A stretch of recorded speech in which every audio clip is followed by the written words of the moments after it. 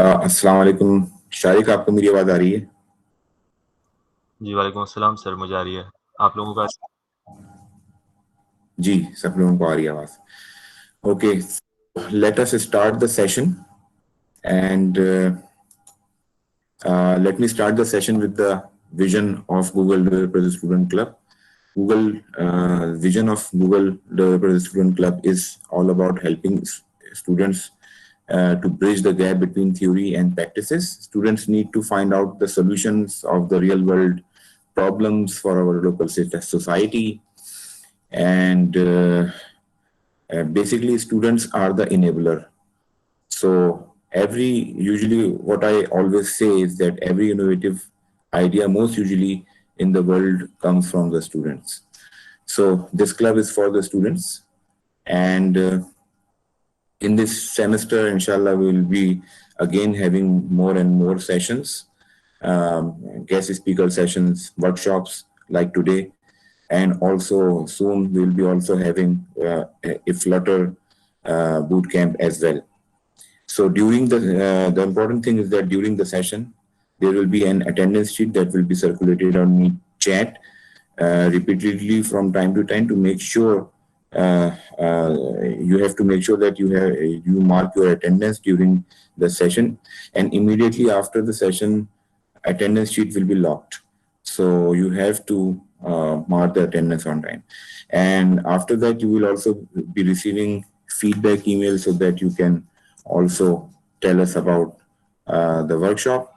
And let me introduce to you Mr. Sharik Masood.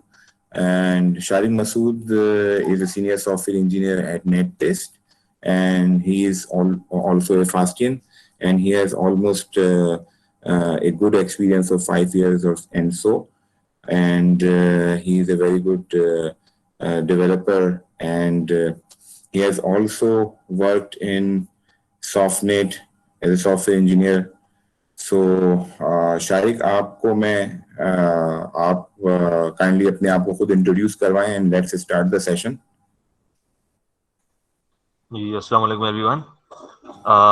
First of all thanks to everyone, specially sir Abdul Rahman के मतलब आज ये मौका दिया गया कि मैं आप लोगों के सबके सामने बोल सकूं। मैं basically I joined fast in 2010, और उसके बाद फिर ये हुआ था कि लाइक 2011 के अंदर I went to Canada for 3 years, और उसके बाद फिर वहाँ से वापस आके I continued my education and then like I graduated with batch 14। तो उसमें ये हुआ कि उसके बाद फिर मैंने एज एन एंगुलर डेवलपर ही अपना करियर का स्टार्ट किया। नेट बेस एक कंपनी है, यूएस बेस्ड कंपनी है, जो कि ब्लू जोरो प्राइवेट लिमिटेड के नाम से ऑपरेट कर रही है पाकिस्तान में। तो I was working like still I am working there actually. तो उसके अलावा ये है कि मेरा अपना भी मतलब ये कि मैंने स्टार्टअप किया रिसेंटली लाइक लास्ट ईयर, और उस स्टार्टअप के साथ फिर ये कि हम लोग ट्रेनिंग्स वगैरह प्रोवाइड करते हैं यहाँ पे। इन्वेंटिक सॉल्यूशंस के नाम से स्टार्टअप किया मैंने, और मुझे अपने भी कुछ स्टूडेंट्स यहाँ पे लिस्ट में नज़र आ रहे हैं, तो दे नो मी बेटर। तो इसलिए जो है मतलब उसमें फिर ये रिएक्ट की, एंगुलर की, इन सभी ट्रेनिंग्स भी हम प्रोवाइड करते हैं यहाँ पे। और प्लस ये कि एंगुलर के अंदर स्पेसिफिकली जिस कंपनी को मैंने ज्वाइन किया नेटपेस को, मैं करंटली उसी में ही बेसिकली काम कर रहा हूँ। मेजरली वहाँ पे काम कर रहा हूँ, छोटे मोटे काम साइड पे मतलब चलते रहते हैं, बट मेजरली जो है मैं सीनियर सॉफ्टवेयर इंजीनियर नेटपेस में हूँ। और एंगुलर पे ही मैंने स्टार्ट किया और एंगुलर पे ही मैं कंटिन्यू कर रहा हूँ। और सर अब्दुल रहमान से भी काफ़ी कोर्सेज वगैरह मैंने पढ़े, और like he is a really nice person. तो बाकी ये है कि if anybody want to ask anything about me, go ahead.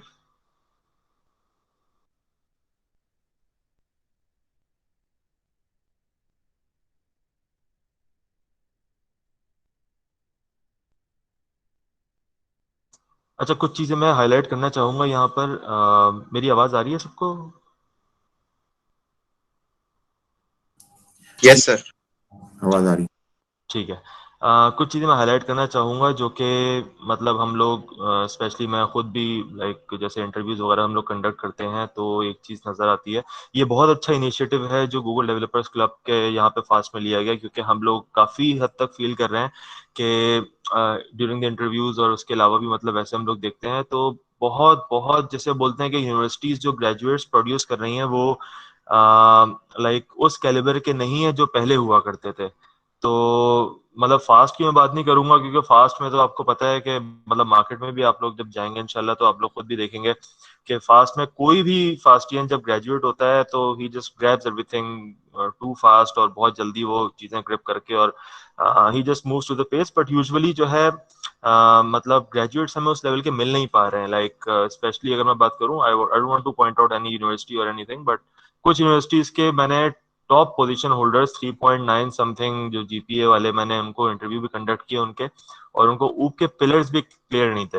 Like while loop for loop भी ऊप के पिलर्स थे, और इसके अलावा भी बहुत सारी चीजें ऐसी थी जो मैं यहाँ पे पॉइंट आउट मतलब नहीं करना चाहूंगा। दायरा यूनिवर्सिटीज का बेसिकली यहाँ पर वो क्वालिटी ऑफ एजुकेशन यहाँ पे पढ़ाना चाहिए जो कि नहीं पढ़ाया जा रहा।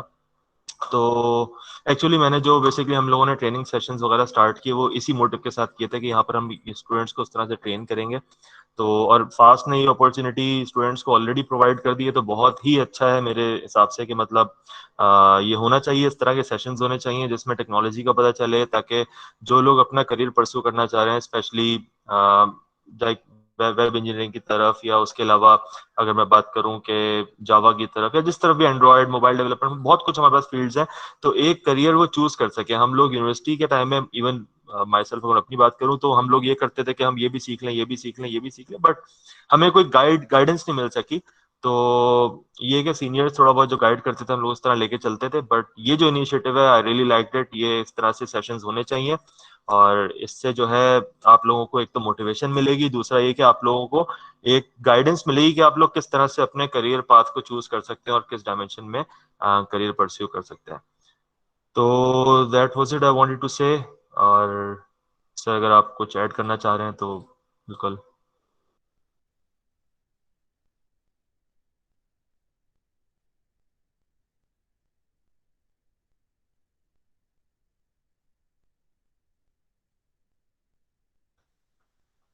ओके, हम लोग स्टार्ट करते हैं आई गेस।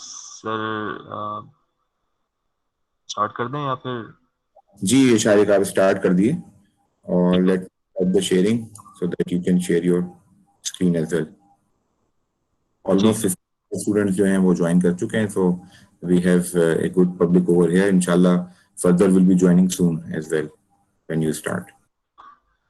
ओके, सबसे पहले तो मैं सबसे एक रिक्वेस्ट करूंगा कि आज मैं जो जो बातें करूंगा आप लोग अपने दिमाग में इसको अच्छी तरह बिठा लें। अगर नोट्स आप लेना चाह रहे हैं नोट्स ले लीजिएगा, क्योंकि बहुत सारी चीजें मैं ऐसी बताऊंगा जो इंडस्ट्री के अंदर भी मतलब काम की हैं और प्लस ये कि इंटरव्यूज में स्पेशली पूछी जाती हैं। तो एक तरह से आपके इंटरव्यू की काफी हद तक तैयारी जो है वो स्पेशली जावास्क्रिप्ट की लाइन में अगर प्रोसीड करना चाह रहे हैं, जैसे एंगुलर है, रिएक्ट है, व्यू है, बहुत सारे फ्रेमवर्क्स हमारे पास हैं।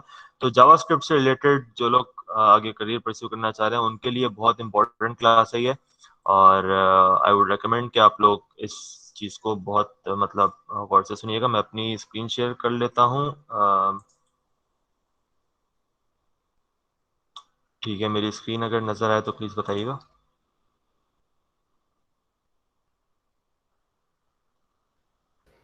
Yes sir.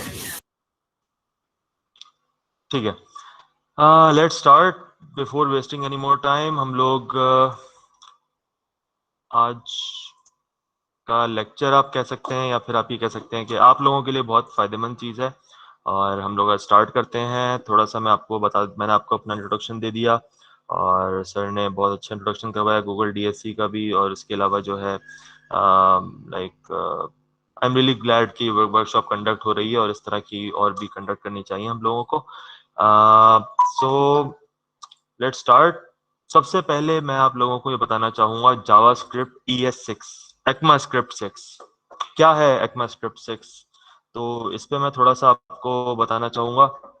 जावास्क्रिप्ट हम लोगों ने बेसिकली काफी लोगों ने आप लोगों में से पढ़ी होगी, राइट?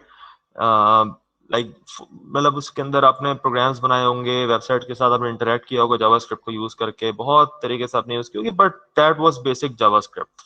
तो ES6 क्या है, एडवांस जावास्क्रिप्ट भी बोलते हैं इसको। ये क्या है बेसिकली, ये मैं आपको बता देता हूँ। ECMAScript बेसिकली ऑर्गेनाइजेशन है जो कि जावास्क्रिप्ट के ऊपर काम करती है, उसकी एनहेंसमेंट के ऊपर। तो ES स्टैंड्स फॉर ECMAScript। तो हमारे पास जावास्क्रिप्ट ES5 तक जो है वो बेसिक जावास्क्रिप्ट होती थी, जो कि हम लोग नॉर्मली यूज करते हैं।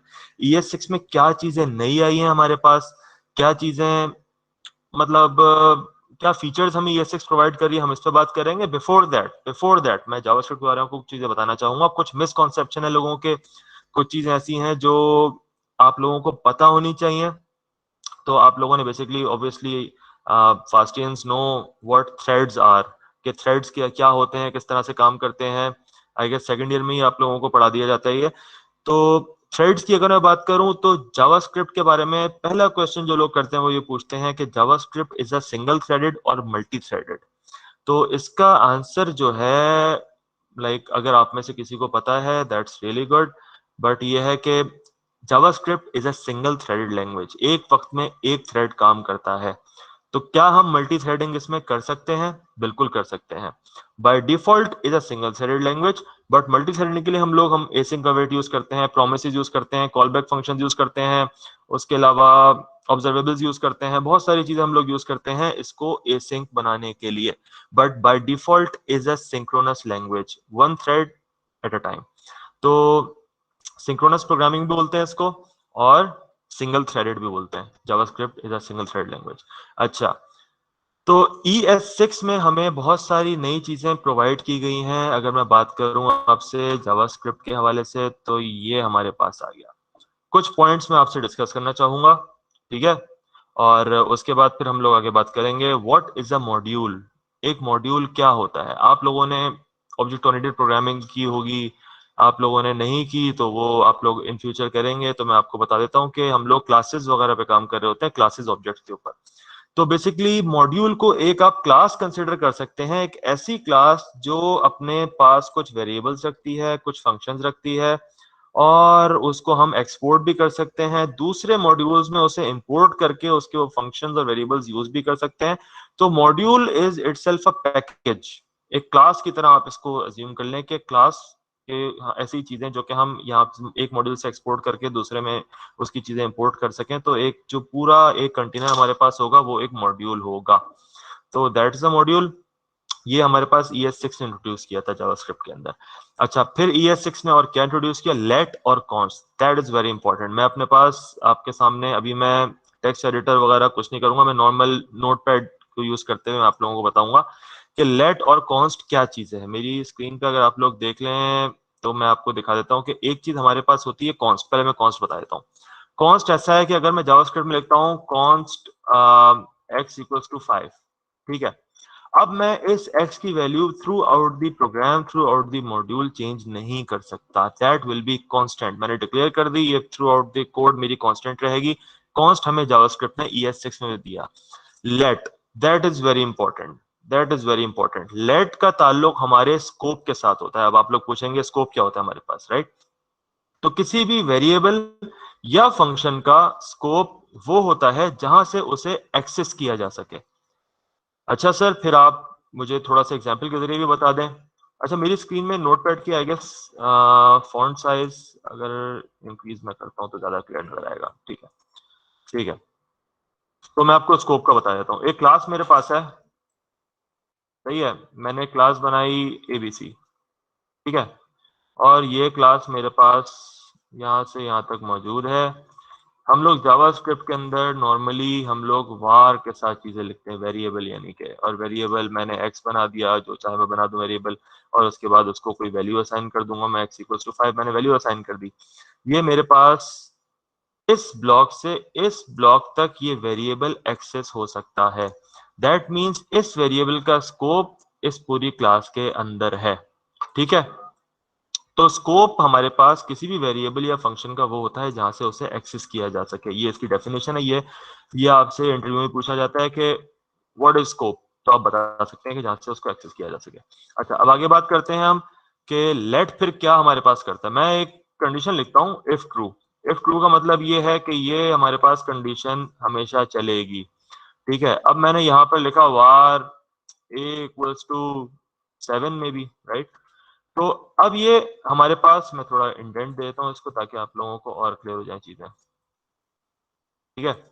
ये हमारे पास क्लास में एक कंडीशन है, किसी भी जगह आ सकती है, हो सकता है किसी फंक्शन के अंदर हो, कहीं भी हो, डजेंट मैटर। अभी आप इसको छोड़ दें, बस आप ये देखें, इस पर फोकस करें।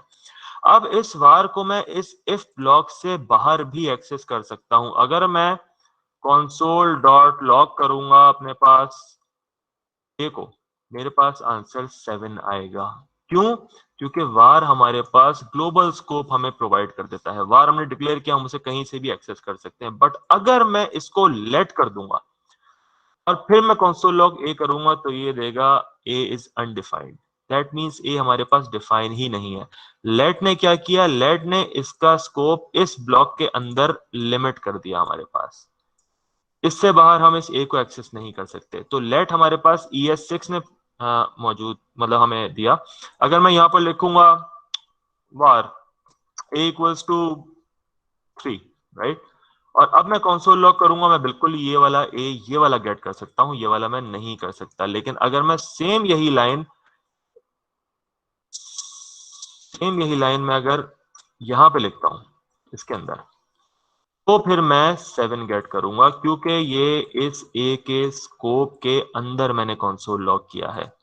तो लेट ने हमें क्या किया? लेट ने हमारे पास स्कोप को लिमिट कर दिया कि, अच्छा, अब आपसे पूछा था क्लोजर क्या होता है। क्लोजर वो होता है, जैसे ये हमारे पास एक क्लोजर है, सही है। ये जो इसके ब्रैकेट्स है ना, ये क्लोजर है। क्लास का क्लोजर क्या है? क्लास का क्लोजर ये है हमारे पास। और इसकी मैं बात करूं, ए के लिए क्लोजर क्या है? ए के लिए क्लोजर ये है, सही है। तो जो उसके आखिरी ब्रैकेट्स होते हैं, जहां तक उसका स्कोप होता है, उसको हम बोलते हैं क्लोजर, ठीक है। तो अब क्या हुआ कि लेट हमारे पास इंट्रोड्यूस हुआ, तो उससे फायदा ये हुआ कि मैं एक वेरिएबल को एक ही नाम से मल्टीपल टाइम यूज कर सकता हूं विद डिफरेंट स्कोप्स। स्कोप हमारे पास क्या था कि जहां से हम उस वेरिएबल को या फंक्शन को एक्सेस कर सकें। तो I think it's pretty clear कि हमें ये नजर आ रहा है कि हमारे पास लेट वेरिएबल क्यों इंट्रोड्यूस हुआ और इसका फायदा क्या है हमारे पास, ये हमें नजर आ गया, ठीक है। आगे बढ़ते हैं। एरो फंक्शन हमारे पास ES6 में इंट्रोड्यूस हुए। दोबारा से नीचे आता हूँ। एरो फंक्शंस का क्या होता है स्ट्रक्चर? मैं var को यूज कर लेता हूँ। var फंक्शन का नाम रखता हूं मैं ABC इक्वल्स टू, और ये फंक्शन हमारे पास पूरा एरो फंक्शन बन गया। एरो फंक्शन को फैट एरो फंक्शन भी कहा जाता है। इसके दोनों तरह से, अगर आपसे कोई पूछे इंटरव्यू में what is the fat arrow functions, आप यही बताएंगे कि अच्छा इसके फायदे क्या है, वो मैं आपको बताऊंगा। बट एक नॉर्मल फंक्शन हम अगर ABC बनाते हैं, हम उसको फंक्शन ABC करके और फिर इस तरह से डिफाइन करते हैं हम लोग। और जो भी पैरामीटर अगर वो एक्सेप्ट कर रहा है तो हम इस तरह से करते हैं। एरो फंक्शन में हम इस तरह से कर रहे होते हैं। ये डिफरेंस है दोनों के अंदर। अब इसके अंदर फायदा क्या है? कोई ना कोई फायदा तो होगा। जो ES6 इंट्रोड्यूस किया, मैं आपको बताता हूँ। इसके दो हमारे पास मेजर फायदे हैं। अगर मुझे यहाँ पे कंसोल लॉग करना है, सही, मैं कंसोल लॉग को शॉर्ट फॉर्म में लिख रहा हूँ, सही है। एक्स को मैंने शॉर्ट फॉर्म में लिख दिया। हम लोग एरो फंक्शन के जरिए ये पूरा कोड एक ही लाइन के अंदर लिख सकेंगे। देख रहे हैं आप? क्या हुआ? हमारा सिंटेक्स छोटा हो गया। मल्टीपल लाइन के कोड को हम लोग एक लाइन के अंदर लेकर आ सकते हैं यूजिंग एरो फंक्शन। अच्छा, इसको हम लोग इस तरह भी कर सकते हैं। अगर मल्टीपल लाइंस हैं तो ब्रैकेट्स लगा सकते हैं, बट अगर कोई मल्टीपल लाइन नहीं, एक ही लाइन है, तो हम इस तरह से यूज कर सकते हैं। तो पहला फायदा ये हुआ हमें कि हमारे पास लाइंस ऑफ कोड कम हो गया। दूसरा फायदा क्या है कि ये अपने पेरेंट का स्कोप साथ लेकर आएगा, ठीक है। मैं आपको बताता हूं। हमारे पास ये फंक्शन है, ठीक है। इसमें मुझे x को एक्सेस करना है। कौन सा x को करना है? मुझे एक्सेस करना है इस वाले x को। मैं क्या करूंगा? दिस डॉट एक्स करूंगा। दिस डॉट एक्स करूंगा कंसोल लॉग, तो मेरे पास यहां पर वो वैल्यू आएगी जो मेरे पास क्लास के अंदर x दिया हुआ है। सॉरी, इसको मैं कर देता हूं ताकि पता लग जाए क्लास के अंदर है, सही है। क्लास के अंदर ये x हमारे पास दिया हुआ है। ये हमें दिस डॉट एक्स करके एक्सेस करना पड़ता है नॉर्मल फंक्शन के अंदर। बट यहाँ पे अगर मैं x को पास करूंगा एरो फंक्शन के अंदर तो मुझे दिस की जरूरत नहीं पड़ेगी। दिस हमारे पास क्या करता है, दिस हमारे पास क्लास को रेफर कर रहा होता है। तो आप लोगों को देखिए, अगर कोई चीज क्लियर नहीं हो आप लोग बिल्कुल फिक्र मत कीजिएगा, क्योंकि ये चीजें हो सकता है थोड़ा सा एडवांस कॉन्सेप्ट्स आपके सामने आए। I am just letting you know कि क्या क्या चीजें हमारे पास मौजूद हैं और उनका बेसिक मैं बता रहा हूँ। जिसको समझ आएगी दैट्स वेरी गुड, नहीं आए तो आप लोग इसको मजीद स्टडी कर सकते हैं इन चीजों को कि कैसे चीजें काम करती हैं। तो हमें दिस डॉट एस की जरूरत यहाँ पे नहीं पड़ेगी अगर मैं यूज करना चाहूंगा। तो इसका मतलब क्या हुआ कि अपने पेरेंट का स्कोप मैं साथ लेकर आ सकता हूँ। पेरेंट के स्कोप में एक्स की वैल्यू मेरे पास 3 थी। नॉर्मल फंक्शन में मुझे वो एक्सेस करने के लिए दिस डॉट एक्स लगाना पड़ेगा 3 को गेट करने के लिए, और इसके अंदर मुझे सिर्फ और सिर्फ एक्स लगाना पड़ेगा, दिस की जरूरत नहीं पड़ेगी। तो दो एडवांटेज हमारे पास एरो फंक्शंस के होते हैं। एक हमारे पास होता है कि हमारे पास कोड, लाइंस ऑफ कोड जो है वो कम हो जाता है। दूसरा फायदा ये होता है कि हम लोग अपना मतलब ये जो भी वेरिएबल हम पास करें इसके अंदर वो अपने पेरेंट का स्कोप साथ लेकर आता है। ठीक है, आगे बढ़ते हैं। एक्सपोर्ट्स और इंपोर्ट्स, ठीक है, ये हमारे पास ES6 ने इंट्रोड्यूस किया। ठीक है, मैं ये सब मिटा रहा हूं और सिवाय इसके ये हमारे पास एक क्लास है ABC। तो अब मैं ये कर सकता हूं, एक्सपोर्ट डिफॉल्ट ABC करके मैं इसको क्लास को एक्सपोर्ट कर सकता हूँ। और मुझे अगर कहीं पे यूज करना होगा तो मैं वहां पर जाके इंपोर्ट ABC सिंटेक्स पे भी मत जाइएगा, क्योंकि यहाँ पर क्या है, डिफॉल्ट का वर्ड अगर मैं हटा देता हूँ तब भी एक्सपोर्ट होगा। डिफॉल्ट का मतलब ये है कि एग्जैक्टली इस नाम से गेट करो। और ये एक और कॉन्सेप्ट है, वो अभी हम अगर डिटेल में देने बैठ गए तो फिर आपका काफी सारा टाइम वेस्ट हो जाएगा उसके अंदर। बट मैं वैसे आपको बता रहा हूँ कि एक जगह से एक्सपोर्ट कर सकते हैं हम एक मॉड्यूल को और दूसरी किसी फाइल के अंदर। फॉर एग्जाम्पल मैं एक फाइल बनाता हूँ किसी भी नाम से .js के नाम से मेरे मेरे पास एक फाइल बनी हुई है। इस फाइल के अंदर मैं इसको इंपोर्ट कर सकता हूँ और फिर इस ABC का मैं कोई भी फंक्शन यूज कर सकता हूँ। जो अगर मैंने कोई फंक्शन बनाया या वेरिएबल बनाया मैं उसको एक्सेस कर सकता हूँ। तो एक्सपोर्ट और इंपोर्ट हमारे पास इंट्रोड्यूस किया ES6 ने।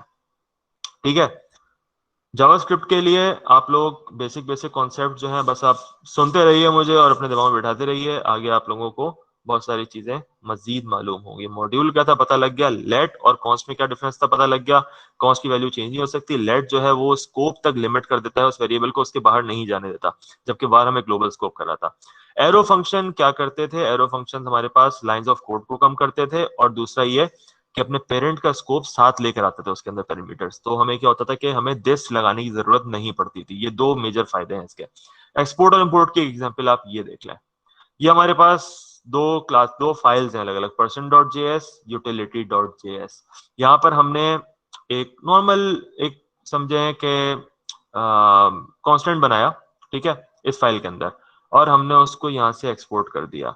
और यूटिलिटी के अंदर भी हमने इसको एक्सपोर्ट कर दिया। और app.js क्या कर रहा है, इन दोनों को इंपोर्ट कर रहा है। person.js के अंदर से पर्सन को इंपोर्ट कर रहा है और utility.js के अंदर से ये देखें क्लीन को इंपोर्ट कर रहा है। अब जो मैं थोड़ी देर पहले बात कर रहा था मैं आपको क्विकली बता देता हूँ कि इसमें डिफरेंस क्या है।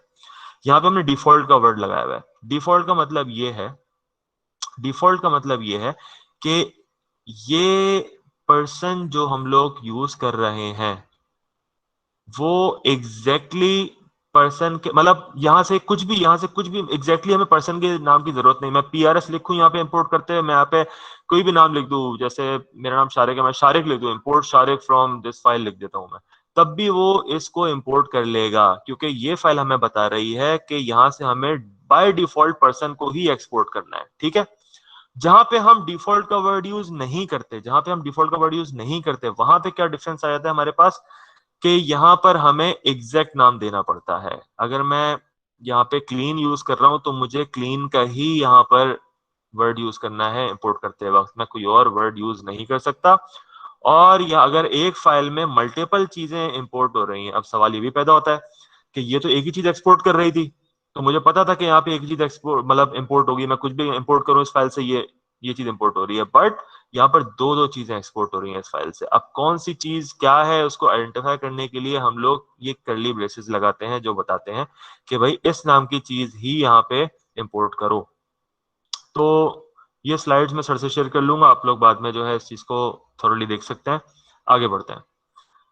हमारे पास क्लासेस ES6 ने इंट्रोड्यूस की हम लोग, जैसे मैंने अभी आपके सामने क्लास बनाई थी पर्सन के नाम से, ये देखें मैंने पर्सन बनाया, वेरिएबल्स इसके अंदर बनाए, कुछ फंक्शंस हैं, ये एरो फंक्शन यहाँ पे एक एग्जांपल आपको दी हुई है, ये एरो फंक्शन बना हुआ है कॉल के नाम से।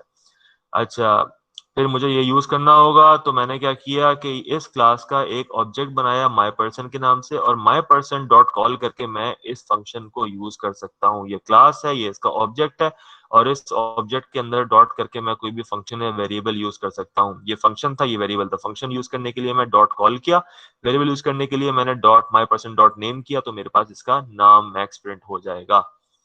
ठीक है। और इनहेरिटेंस भी हमारे पास होती है। इनहेरिटेंस में हम लोग एक्सटेंड का वर्ड यूज करते हैं हमारे पास, सही है। ऊप के अंदर हमारे पास इनहेरिटेंस जो हमने पढ़ी थी जावास्क्रिप्ट के अंदर भी, ये एक्सटेंड्स करके हम लोग यूज कर सकते हैं। अच्छा भाई, अब आते हैं क्लासेस के ऊपर थोड़ी सी एग्जाम्पल। जैसे कंस्ट्रक्टर आपने यूज किया होगा बहुत सारी, C++, जावा, जो भी लैंग्वेज आपने पढ़ी आपने कंस्ट्रक्टर यूज किया, तो उसी तरह से जावास्क्रिप्ट में हम लोग कंस्ट्रक्टर बनाते हैं, और हम लोग उस कंस्ट्रक्टर के जरिए चीजें असाइन कर देते हैं, कुछ वैल्यूज असाइन कर देते हैं, और उसके बाद फिर हम कहीं से भी उसे एक्सेस करते हैं तो वो वैल्यूज उसको बाय डिफॉल्ट मिलती हैं। This is just a basic concept. मैं बताने ही मकसद ये था कि आप लोगों को ये पता हो कि कंस्ट्रक्टर्स भी जावास्क्रिप्ट में होते हैं, क्लासेस भी यूज होती हैं, और उसी तरह से एक्सपोर्ट भी हो रहा है, इंपोर्ट भी हो रहा है। सारी चीजें हम लोग जो नॉर्मल लैंग्वेजेस में करते हैं हम जावास्क्रिप्ट में भी कर सकते हैं। अच्छा, क्या कोई बता सकता है इसका आउटपुट क्या होगा? पहले आप लोग इस कोड को अच्छी तरह से देख लें, फिर अपना माइक ऑन करके कोई भी बता दे मुझे कि इसका आउटपुट क्या होगा। देखें इस कोड को अच्छी तरह से। नहीं समझ में आया कोई मसला नहीं है, बाद में समझा दूंगा मैं किस तरह से चीज चल रही है, बट आई जस्ट आप लोग गैस भी कर सकते हैं।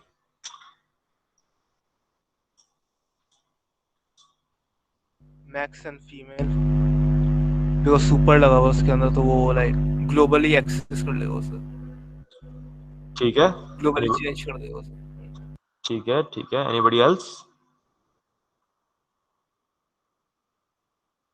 ये जो सुपर का वर्ड आपने यूज किया है ना, ये बहुत जबरदस्त चीज आपने पॉइंट आउट की है। Anybody else? Sir max and mail होगा।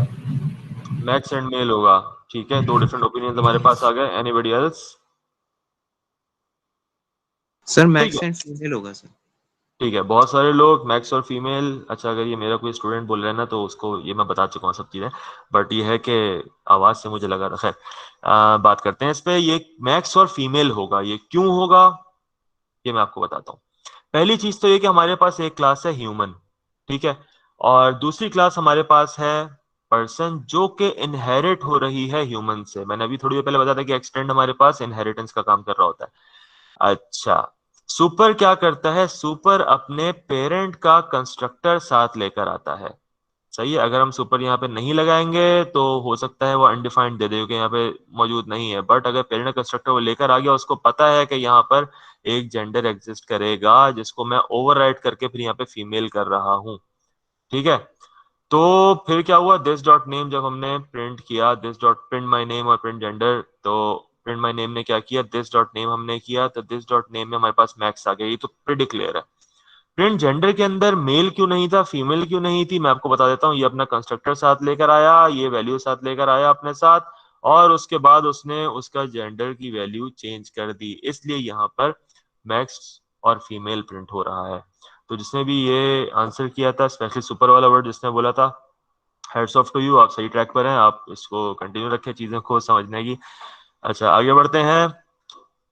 ES6 में हम इसको कन्वर्ट कर दिया, सेम वही वही कोड है, और उसको हमने ES6 में कन्वर्ट कर दिया। क्या चेंजेस किए हमने? हमारे पास वहां पे फंक्शन था जिसमें हम कंसोल लॉग कर रहे थे, यहाँ पर हम उसको एरो फंक्शन के अंदर लेकर चले गए। आप लोग देख सकते हैं, ये रहा, एरो फंक्शन के अंदर लेकर चले गए। और क्या चेंज है देखें, this dot name, this dot gender, यहाँ पर क्या हुआ ये देखें, हम सर लोग सुपर यूज नहीं हुआ। सुपर यूज नहीं हुआ, ठीक है, सुपर यूज नहीं हुआ। और सुपर की जरूरत मतलब हमें नहीं पड़ी, हमें कंस्ट्रक्टर यूज नहीं करना पड़ा अलग से। कंस्ट्रक्टर यूज नहीं करना पड़ा अलग से। अच्छा, बिल्कुल सही है। अच्छा एक चीज मैं आपको बता दूं, ES6 में हम लोग डायरेक्टली असाइन कर रहे होते हैं चीजें, जैसे नेम को मैं मैक्स असाइन कर दूंगा, मुझे जरूरत नहीं है वार डिक्लेयर करने की और ये सब चीजें लिखने की जरूरत नहीं पड़ेगी। मैं डायरेक्टली वो करूंगा, आइडेंटिफाई करेगा कि ये स्ट्रिंग है या नंबर है या क्या है, वो उसको उसी तरह से असाइन करेगा, हम लोग डायरेक्टली वैल्यू उसको असाइन कर सकते हैं। तो that doesn't have to be कि हमें मेंशन करना पड़े कि ये किस डेटा टाइप क्या है इसके। वैसे भी जावास्क्रिप्ट में डेटा टाइप हमारे पास var होती है। टाइप स्क्रिप्ट पे जब हम आते हैं तो वहां पर जो है वो हमें स्ट्रिक्ट टाइप डिफाइन करनी पड़ती है, बट जावास्क्रिप्ट में एवरीथिंग इज var। ठीक है, तो मैं आपको बस देख लें इस कोड को एक दफा कि यहाँ पर हमने सिर्फ कन्वर्जन की है उसको ES6 के कोड के अंदर और कुछ भी नहीं किया है। Sir I have a question sir, इसमें हमने सर जैसे लास्ट में हमने कंस्ट्रक्टर सुपर यूज किया था, तो उसको क्लास को पता चल गया था कि ये ऊपर के जो फंक्शन है जिससे मैं इनहेरिट हुआ हूँ वो मेरे पास यूज होंगे। तो सर इसमें इसको कैसे पता चलेगा कि अगर कोई ऊपर इसका फंक्शन है जिससे ये इनहेरिट हुआ है तो वो यूज करना है इसे? ठीक है, हम लोग क्या करते हैं कि उनकी वैल्यूज को सुपर के जरिए लेकर आते हैं और उसको यूज करते हैं, बट यहाँ पर क्योंकि हम लोग एक तो एरो फंक्शन यूज कर रहे हैं तो हमें पेरेंट का स्कोप, ये जो क्लास है इसके पेरेंट का स्कोप हमें वैसे ही मिल गया है, जो मैं थोड़ी देर पहले बात कर रहा था कि हमें जरूरत पड़ती, वहां पे हमें क्या था कि हमें पेरेंट के स्कोप को साथ लेकर आना पड़ा था सुपर के जरिए। यहाँ पर क्या है, क्योंकि एरो फंक्शन में अपने पेरेंट का स्कोप साथ लेकर आएंगे, तो यहाँ पर जब हम प्रिंट माई नेम करते हैं और प्रिंट जेंडर यूज करते हैं बेसिकली, तो ऑटोमेटिकली प्रिंट जेंडर का फंक्शन अपना यहाँ पर ऑटोमेटिकली हम लोग उसके जरिए यूज कर सकते हैं।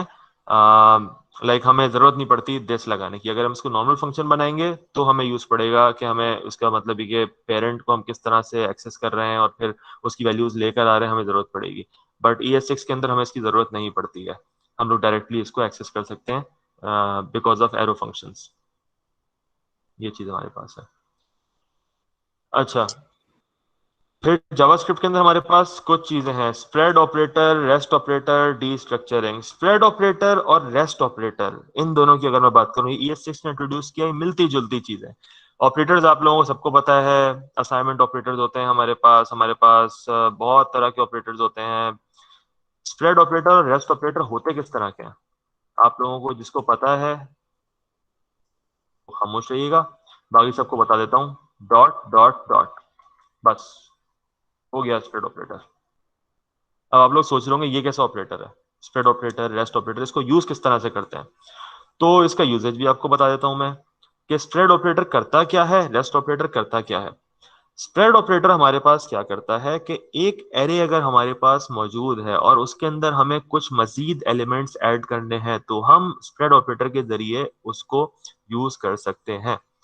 एग्जाम्पल ले लेते हैं, ए इक्वल्स टू एरे है 1 2 3 4 5, ठीक है। अब मुझे बी बनानी है एक ऐसी एरे जिसके अंदर ए के सारे एलिमेंट्स हों प्लस 6 और 7 भी आ जाए। तो मैं क्या करूंगा, मैं यहां पर यूज करूंगा dot dot dot A comma 6 comma 7। अब क्या हुआ, ए के सारे एलिमेंट्स अपने पास लेकर आ गया वो, और उसके बाद हम मजीद एलिमेंट्स उसमें ऐड कर सकते हैं। तो ये चीज हम लोग स्प्रेड ऑपरेटर के जरिए यूज कर सकते हैं, ठीक है। अब रेस्ट ऑपरेटर क्या होता है, अगर स्प्रेड ऑपरेटर ये तो रेस्ट क्या है वो भी मैं आपको बता देता हूं, क्योंकि दोनों देखने में बिल्कुल सेम है बट दोनों में डिफरेंसेस क्या है। अच्छा, एक फंक्शन है मेरे पास, फंक्शन ये फास्ट के अंदर बहुत पढ़ाया जाता है FUNC, इसलिए मैं इसी वर्ड टर्म को यूज करूंगा। इधर मैं एक आर्ग्यूमेंट लिख रहा हूं ए, कोई मुझे बता सकता है कि ये फंक्शन कितने पैरामीटर्स रिसीव कर रहा है? सर 1। एक सर एक पैरामीटर रिसीव कर रहा है, एग्जैक्टली। अब अगर कोई फंक्शन है और मुझे नहीं पता कि वो कितने पैरामीटर रिसीव कर रहा है, या मैं चाह रहा हूं उसको जितने चाहे पैरामीटर्स पास कर सकूं, तो यहाँ पर हमारे रेस्ट ऑपरेटर का काम है। रेस्ट ऑपरेटर के जरिए हम लोग क्या करेंगे, यहाँ पर लगाएंगे डॉट डॉट डॉट। अब आप लोग इस ए को जितने मर्जी आर्ग्यूमेंट्स देना चाहे आप दे सकते हैं। मैंने फंक्शन ये कॉल किया, ये फंक्शन मैं कॉल कर रहा हूँ, यहाँ पे मैंने दे दिया 1 2 3 4, मैं 4 पैरामीटर्स इसको पास कर रहा हूँ, और ये पहले एक एक्सेप्ट कर रहा था, ये अब चारों को एक्सेप्ट करेगा। तो सवाल ही पैदा होता है कि अब मुझे कैसे पता चलेगा कि ये 4 पैरामीटर्स किस तरह से इस ए ने स्टोर किए हैं या किस फॉर्म में किए। मुझे कुछ तो क्लियर हो, मैं अगर ये थर्ड वैल्यू गेट करना चाह रहा हूँ मैं कैसे गेट कर सकता हूँ? तो हमारे पास रेस्ट ऑपरेटर बाय डिफॉल्ट इस नाम की एक एरे बना देगा। ये मैं सिर्फ लिख रहा हूं, इसका ये मतलब हरगिज नहीं है कि ये हमें कोड के अंदर लिखना होगा। अब क्या होगा, बस ये हमारे पास एक हिडन एरे बन जाएगी, ये आप लिखने की कोई जरूरत नहीं है आपको, ये बन जाएगी। अब अगर मुझे ये एलिमेंट गेट करना है ना, मैं सिर्फ a of 2 करूंगा, मुझे 3 ऑटोमेटिकली मिल जाएगा। तो ये बाय डिफॉल्ट बैक एंड पर एक एरे में मेंटेन कर रहा होगा वो सारी वैल्यूज जो आप इसके अंदर पास करेंगे। सही है, I hope it's pretty clear कि स्प्रेड ऑपरेटर क्या करता है, और ये स्प्रेड ऑपरेटर था, और रेस्ट ऑपरेटर हमारे पास क्या कर रहा है, ये मैं आप लोगों को बताना चाह रहा था। अगर अभी आप ए डालेंगे इसमें पास करेंगे तो क्या ये 2D एरे बना देगा? 2D एरे नहीं बनाएगा ये बेसिकली ये एरे बनाता नहीं है। ये असल में एक आपको एक फीचर मिला हुआ है कि आप लोग यहाँ पर जितने चाहे पैरामीटर्स पास कर दें, ये आपको एक फीचर मिला हुआ है। इसका ये मतलब बिल्कुल नहीं है कि आप इसको एरे, अगर आपको 2D बनानी है फिर तो आप यहाँ पर डिक्लेयर ही उस हिसाब से करें, 2D एरे के हिसाब से डिक्लेयर करें। नहीं सर, मेरे कहने का मतलब था कि आप ऊपर फंक्शन में जैसे 1 2 3 4 डाल रहे हैं जी, आपने ए डाल दिया। ये मतलब यहाँ पर इधर नहीं सर, 1 2 3 4 रिमूव करके ए डाल दिया सिर्फ। यहाँ से ए डाल दिया मैंने। जी सर, अभी तो ये ए जो अंदर वाला ए वो 2D एरे बन जाएगा ना। अच्छा, आप इससे कंपेयर कर रहे हैं कि ये एरे मैं पास कर रहा हूँ इसके अंदर, राइट? जी सर। नहीं नहीं, 2D एरे नहीं बनेगा ये इस तरह से बनेगा कि आपके पास एक एरे बनेगी जो ए नाम की होगी, और उसके अंदर एक और एरे होगी जो कि 1 2 3 4 5 रखेगा, क्योंकि आपने यहाँ पे एक एरे पूरी की पूरी पास की है। तो वो जब एरे आपने पास की है वो इस ए एरे के 0 इंडेक्स पे स्टोर हो जाएगी पूरी की पूरी एरे एज इट इज। तो 2D एरे नहीं बनेगी ये असल में हो गया है कि ए एरे के फर्स्ट एलिमेंट के अंदर वो पूरी एरे आ जाएगी, क्योंकि आपने पास ही उस एरे को किया है। ठीक है, क्लियर है? जी सर। ठीक है। अच्छा, अब हम बात करते हैं थोड़ी सी डी स्ट्रक्चरिंग की। डी स्ट्रक्चरिंग क्या होता है कि हमारे पास सपोज करें एक एरे है, जिसको मैं दोबारा से मैं इसी को यूज करता हूँ, बल्कि जो कोड मैं नीचे लिखता जा रहा हूँ मैं यहाँ पर यूज कर लेता हूँ। 1 2 3 क्या 4 5 मैं फिलहाल रिमूव कर रहा हूँ। ये हमारे पास एक एरे है, सही है। अब मैं क्या करूंगा, इसको डी स्ट्रक्चर कर सकता हूँ। हमें नाम से ही जाहिर हो रहा है कि हम इसको स्ट्रक्चर को चेंज कर सकते हैं। मैंने क्या किया, मैंने यहाँ पर 3 वेरिएबल उठा लिए अपनी मर्जी से, एक्स वाई जी। उससे क्या हुआ, ये एक्स को 1 वैल्यू असाइन हो जाएगी, वाई को 2 वैल्यू असाइन हो जाएगी, जी को 3 वैल्यू असाइन हो जाएगी। और सिमिलरली हम लोग ऑब्जेक्ट के साथ भी सेम यही काम कर सकते हैं कि अगर मैं यहाँ पर ऑब्जेक्ट बनाता हूँ नेम इक्वल्स टू एबीसी, या फिर age equals to sorry 25 object मैंने बनाया, तो इस ऑब्जेक्ट को भी मैं डी स्ट्रक्चर कर सकता हूँ। किस तरह से, मैं यहाँ पर इसको नेम मैंने जैसे दे दिया, नेम कॉमा एज। अब मैं कहीं पे भी, पहले हम बात करते हैं एरे की, सही है। बताने का मकसद ये था कि हम लोग ऑब्जेक्ट को भी कर सकते हैं, एरे को भी कर सकते हैं, बट पहले हम बात करते हैं एरे की। अब मैं यहाँ पर अगर console डॉट लॉग करूंगा, मैं फिर से बता रहा हूँ, मैं शॉर्ट फॉर्म लिख रहा हूँ, सिंटेक्स ये नहीं है। अगर मैं x करूंगा console लॉग को, मेरे पास 1 प्रिंट हो जाएगा। मैं अगर इसमें y करूंगा तो मेरे पास 2 प्रिंट हो जाएगा। तो इसी तरह से z पे 3 प्रिंट हो जाएगा। बट अगर मैं चाह रहा हूँ कि डी स्ट्रक्चर करूं जिसमें मुझे 2 ही वैल्यूज चाहिए, 1 और 3, 2 का मेरा कोई काम है ही नहीं, तो मैं क्या करूंगा, बीच में से एक एलिमेंट रिमूव कर दूंगा, यहाँ पे एम्प्टी में छोड़ दूंगा जगह। तो वो ऑटोमेटिकली, अगर मैं, हाँ चले पहले मैं आपको, अगर मैं इसको x और z करता हूँ तो 1 और 2 असाइन हो जाएंगे, 3 मेरे पास कहीं पे किसी भी एलिमेंट को, मैं किसी वेरिएबल को असाइन नहीं कर रहा 3 को। बट अगर मैं चाह रहा हूँ 1 और 2 नहीं हो, 1 और 3 हो, तो फिर मैं एक कॉमा और ऐड कर दूंगा, इसको एम्प्टी छोड़ दूंगा, तो उससे क्या होगा, x और z 1 और 3 को असाइन हो जाएंगे मेरे पास। तो हम लोग डी स्ट्रक्चर कर सकते हैं एरे को अपने यूज के अकॉर्डिंगली। अच्छा, अब बात करते हैं ऑब्जेक्ट की। यहाँ पर अब मैं अगर console डॉट लॉग करता हूँ नेम, सही है, तो मेरे पास एबीसी यहाँ पे प्रिंट हो जाएगा। मैंने क्या किया, ऑब्जेक्ट के अंदर से उसके पैरामीटर्स को ब्रेक कर दिया, डी स्ट्रक्चर कर दिया। डी स्ट्रक्चर का वर्ड यूज कर रहा हूं मैं, डी स्ट्रक्चर कर दिया मैंने 2 अलग अलग वेरिएबल्स के अंदर। तो डी स्ट्रक्चरिंग का कॉन्सेप्ट हमारे पास ES6 ने प्रोवाइड किया है। अच्छा, अब हम बात करते हैं reference and primitive type. Reference type और प्रिमिटिव टाइप होते क्या है, किसी को आइडिया है? थोड़ा सा बताएंगे? पढ़ा होगा आप लोगों ने सेमेस्टर्स में, पास बाय रेफरेंस। रेफरेंस क्या था, कुछ पता है किसी को? पॉइंटर के सर थ्रू वो एड्रेस के साथ बात होती है। बिल्कुल बिल्कुल बिल्कुल। इसमें ये होता है हमारे पास कि हम लोग एक एड्रेसेस, अगर मैं पर्टिकुलर वर्ड यूज करूं इसके लिए, आप लोग पॉइंटर से बिल्कुल एड्रेसेस ही पास कर रहे होते थे। रेफरेंस का मतलब होता है एड्रेस। प्रिमिटिव टाइप क्या होती है हमारे पास? प्रिमिटिव टाइप हमारे पास ये होती है कि अगर मैं यहाँ पर लिखता हूँ a इक्वल्स टू 5, ठीक है, 5 मैंने एक वैल्यू असाइन की, और फिर मैं लिखता हूँ b इक्वल्स टू a, सही है। अब क्या हुआ, a को वैल्यू मैंने 5 असाइन की, b को मैंने a असाइन किया, यानी कि बाय डिफॉल्ट मैंने b को भी 5 असाइन कर दिया। अब अगर मैं चेंज करूंगा b इक्वल्स टू 6, तो उससे क्या होगा कि सिर्फ b की वैल्यू चेंज होगी, पहले 5 थी अब 6 हो गई, सही है। a पे कोई फर्क नहीं पड़ा, कोई फर्क नहीं पड़ा। ये हमारे पास होता है प्रिमिटिव टाइप, कि हमने एक चीज को वैल्यू असाइन की और दूसरी चीज को उसका नाम असाइन कर दिया, तो उसकी वैल्यू ऑटोमेटिकली असाइन हो गई, और फिर हमने उसको चेंज किया तो खाली वही चीज चेंज हो रही है, बाकी चीजें चेंज नहीं हो रही। ए वैसे ही का वैसे ही रहा 5। इसको बोलते हैं प्रिमिटिव। प्रिमिटिव टाइप हमारे पास कौन सी होती है? हमारे पास वेरिएबल जितने भी होते हैं, चाहे वो स्ट्रिंग हो, इंटीजर हो, जो भी हो, हम ये सारे हमारे पास प्रिमिटिव टाइप्स होते हैं हमारे पास। अगर मैं आपको बताऊं, उसके अलावा लाइक जो टाइप स्क्रिप्ट में खैर डेटा टाइप्स होती हैं, बस आप ये समझिए यहाँ पे वेरिएबल जितने भी हैं सारे प्रिमिटिव टाइप्स हैं।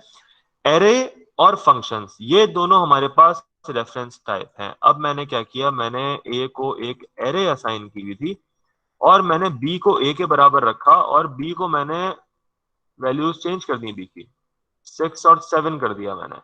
तो अब जब मैं कंसोल लॉग ए करूं या फिर कंसोल लॉग बी करूं, दोनों सूरतों में मेरे पास 6 और 7 प्रिंट होगा। हालांकि ए को तो मैंने वैल्यू 1 से 5 तक दी है।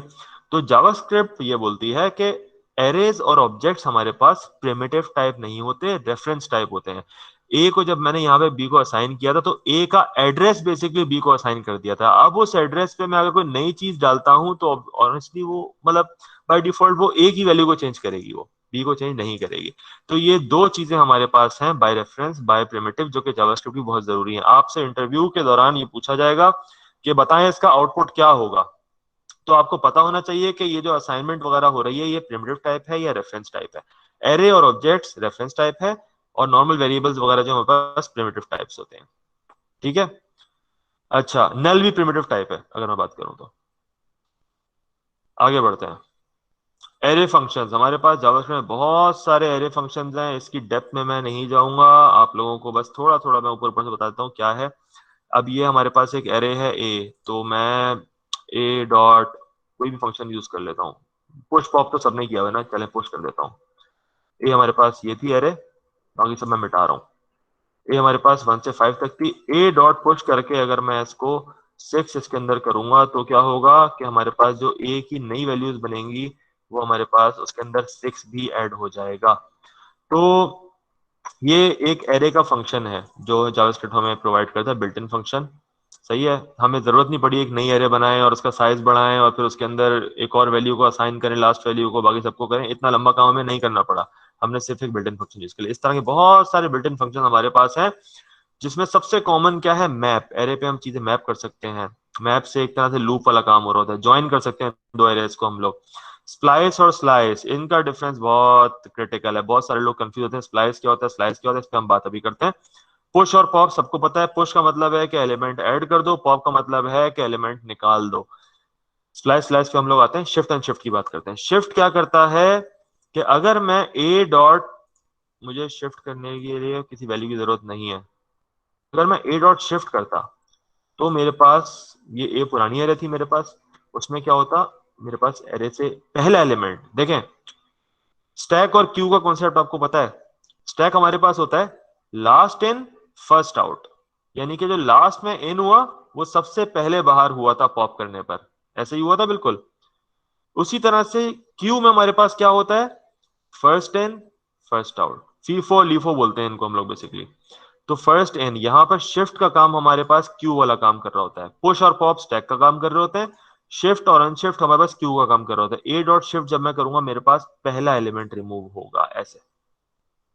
अब मेरे पास ए की नई शक्ल ये आ चुकी है। अब मैं चाह रहा हूं इसको पहला एलिमेंट को ऐड करना। अगर मैं एंड से ऐड करना चाहूंगा मैं पुश करूंगा, अगर मैं चाहूंगा स्टार्टिंग में ऐड करना तो मैं करूंगा इसको ए डॉट अनशिफ्ट और यहाँ पर मैं दे दूंगा 1। तो उससे क्या होगा, यहाँ पर एक 1 ऐड हो जाएगा। तो स्टैक की तरह बिहेव करने के लिए पुश और पॉप यूज करते हैं, क्यू की तरह बिहेव करवाने के लिए एरे को शिफ्ट और अनशिफ्ट यूज करते हैं।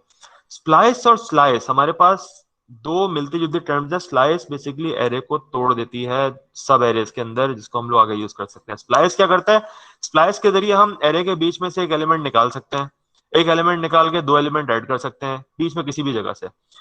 एक एलिमेंट निकाल के हम लोग 5 एलिमेंट ऐड कर, जितने चाहे एलिमेंट्स ऐड कर सकते हैं, या हम लोग चाहे दो एलिमेंट्स निकाल दें। तो इस तरह की चीजें, हम जितने एलिमेंट्स को निकाल लें और फिर नए एलिमेंट्स को बीच में कहीं से हमें मॉडिफिकेशन करनी होती है, हम स्प्लाइस यूज करते हैं। एरे को तोड़ने के लिए हम लोग स्लाइस यूज करते हैं। ये दोनों में डिफरेंस है। ठीक है, आगे बढ़ते हैं। अब आपसे सिर्फ 2 क्वेश्चन मैं पूछूंगा, जो जैसे मैं पूछा आउटपुट क्या होगा, आप लोगों को इसका जवाब देना है। सबसे पहले बताओ इसका आउटपुट क्या होगा। गूगल कोई नहीं करेगा, आज की क्लास में कोई गूगल नहीं करेगा। इसका आउटपुट क्या होगा?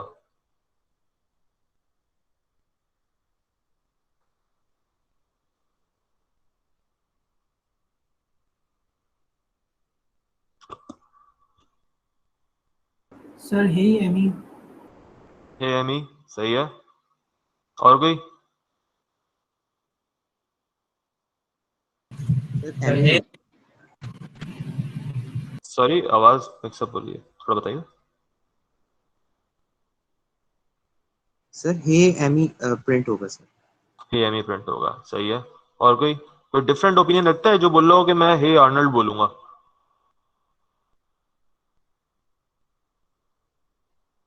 कोई नहीं है, मैं बताता हूँ। आर्नोल्ड। हे आर्नल्ड, रीजन? रीजन या तुक्का? आपने बोला इसलिए बोलिए। एड्रेस कंपेयर कर रहा होगा ना वहाँ पर। एग्जैक्टली हमारे पास अभी पढ़ा है भाई हम लोगों ने कि यहाँ पर हम लोग बाय रेफरेंस, हमारे पास ऑब्जेक्ट रेफरेंस टाइप का होता है। हम लोग यहाँ पर जो एक तरह से ग्रीट का फंक्शन बेसिकली जो हम कॉल कर रहे हैं, हम इसके अंदर ऑब्जेक्ट का एड्रेस दे रहे हैं। हम ऑब्जेक्ट को एज इट इज उठा के नहीं पूरा पूरा यहाँ पास कर रहे हैं और फिर कंपेयर करवा रहे हैं। चलो सही है, अगर हम पूरा पूरा ऑब्जेक्ट भी पास कर रहे हैं, सही है, तो यहाँ पर आके इस ऑब्जेक्ट का एड्रेस अलग होगा और ये पर्सन जो नया इस फंक्शन ने जो बनाया है वेरिएबल, इसका एड्रेस अलग होगा। तो इनके एड्रेसेस कंपेयर करेगा, ये ऑब्जेक्ट्स नहीं होगा, एड्रेसेस कंपेयर करेगा। तो वो फॉल्स होगा, मतलब ये कि इक्वल नहीं होंगे ये, तो वो एल्स में चला जाएगा और हे ऑलरेडी रिटर्न कर देगा। ऑब्जेक्ट्स और एरेज में एड्रेसेस होते हैं क्योंकि वो रेफरेंस टाइप होता है। प्रिमिटिव टाइप अगर ये वेरिएबल होता ना, अगर मैं यहाँ पे ऑब्जेक्ट नहीं बनाता, सिर्फ एम ही लिखता, मतलब ग्रीड को पास करता और यहाँ पे मैं देखता कि पर्सन इक्वल टू एम ही, तो फिर ये प्रिंट कर दो, तो फिर वो बिल्कुल सही चलता। बट क्योंकि ऑब्जेक्ट है, इसका एड्रेस अलग है, तो इसलिए वो एड्रेस को कंपेयर कर रहे हैं, यहाँ पे वैल्यू को नहीं कर रहा। तो ये बेसिकली इस कॉन्सेप्ट की बात थी। एक और क्वेश्चन आ जाए, ये रहा, इसका आउटपुट क्या होगा? बहुत सिंपल है, बहुत ही सिंपल है। जीरो भी हटा देते हैं, चले जो एंड में जीरो लगा हुआ है ना, कॉमा जीरो, इसको हटा देते हैं। जीरो करें या फिर 1000 करेंगे तो फिर चेंज हो जाएगी चीज, बट ये कि चलें जीरो लगा दें यहाँ पर। वैल्यूज रिटर्न हो गई ना, 0 से लेके 3 तक की। 0 से 3 तक रिटर्न होंगी। और कोई? कंसोल लॉग यानी कि 0 I 1 guess 2, only zero. Only 0। Okay, anybody else? कुछ भी रिटर्न नहीं होगा। कुछ भी नहीं होगा तो कंसोल लॉग क्या कर रहे हैं फिर हम लोग? आई को कर रहे हैं, टाइम 0 है ना सर इसका तो। बट टाइम के बाद तो प्रिंट करेगा कुछ। देखें, इसके पीछे एक कॉन्सेप्ट छुपा हुआ है।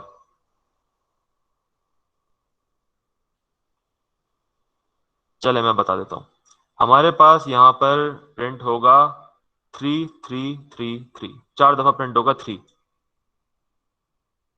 अब आप लोगों के सोच रहे होंगे 3 कैसे प्रिंट हो रहा है यहाँ पे तो सर 0 रेफरेंस की वजह से, इसकी वजह से। रेफरेंस की वजह से सर उसमें आई किए नहीं थे नहीं नहीं नहीं तो भाई, हर चीज रेफरेंस नहीं होती, नहीं नहीं नहीं नहीं नहीं, हर चीज रेफरेंस नहीं होती। यहाँ पे कॉन्सेप्ट थोड़ा सा चेंज है। हमारे पास होता ये है कि सेट टाइम आउट बेशक 0 मिली सेकंड का हो, 0 माइक्रो सेकंड का हो, कोई मसला नहीं है, बट सेट टाइम आउट हमारे पास एक क्यू में भेज देता है, इसको फंक्शन को एक क्यू के अंदर भेज देता है, क्यू मेंटेन कर रहा होता है वो।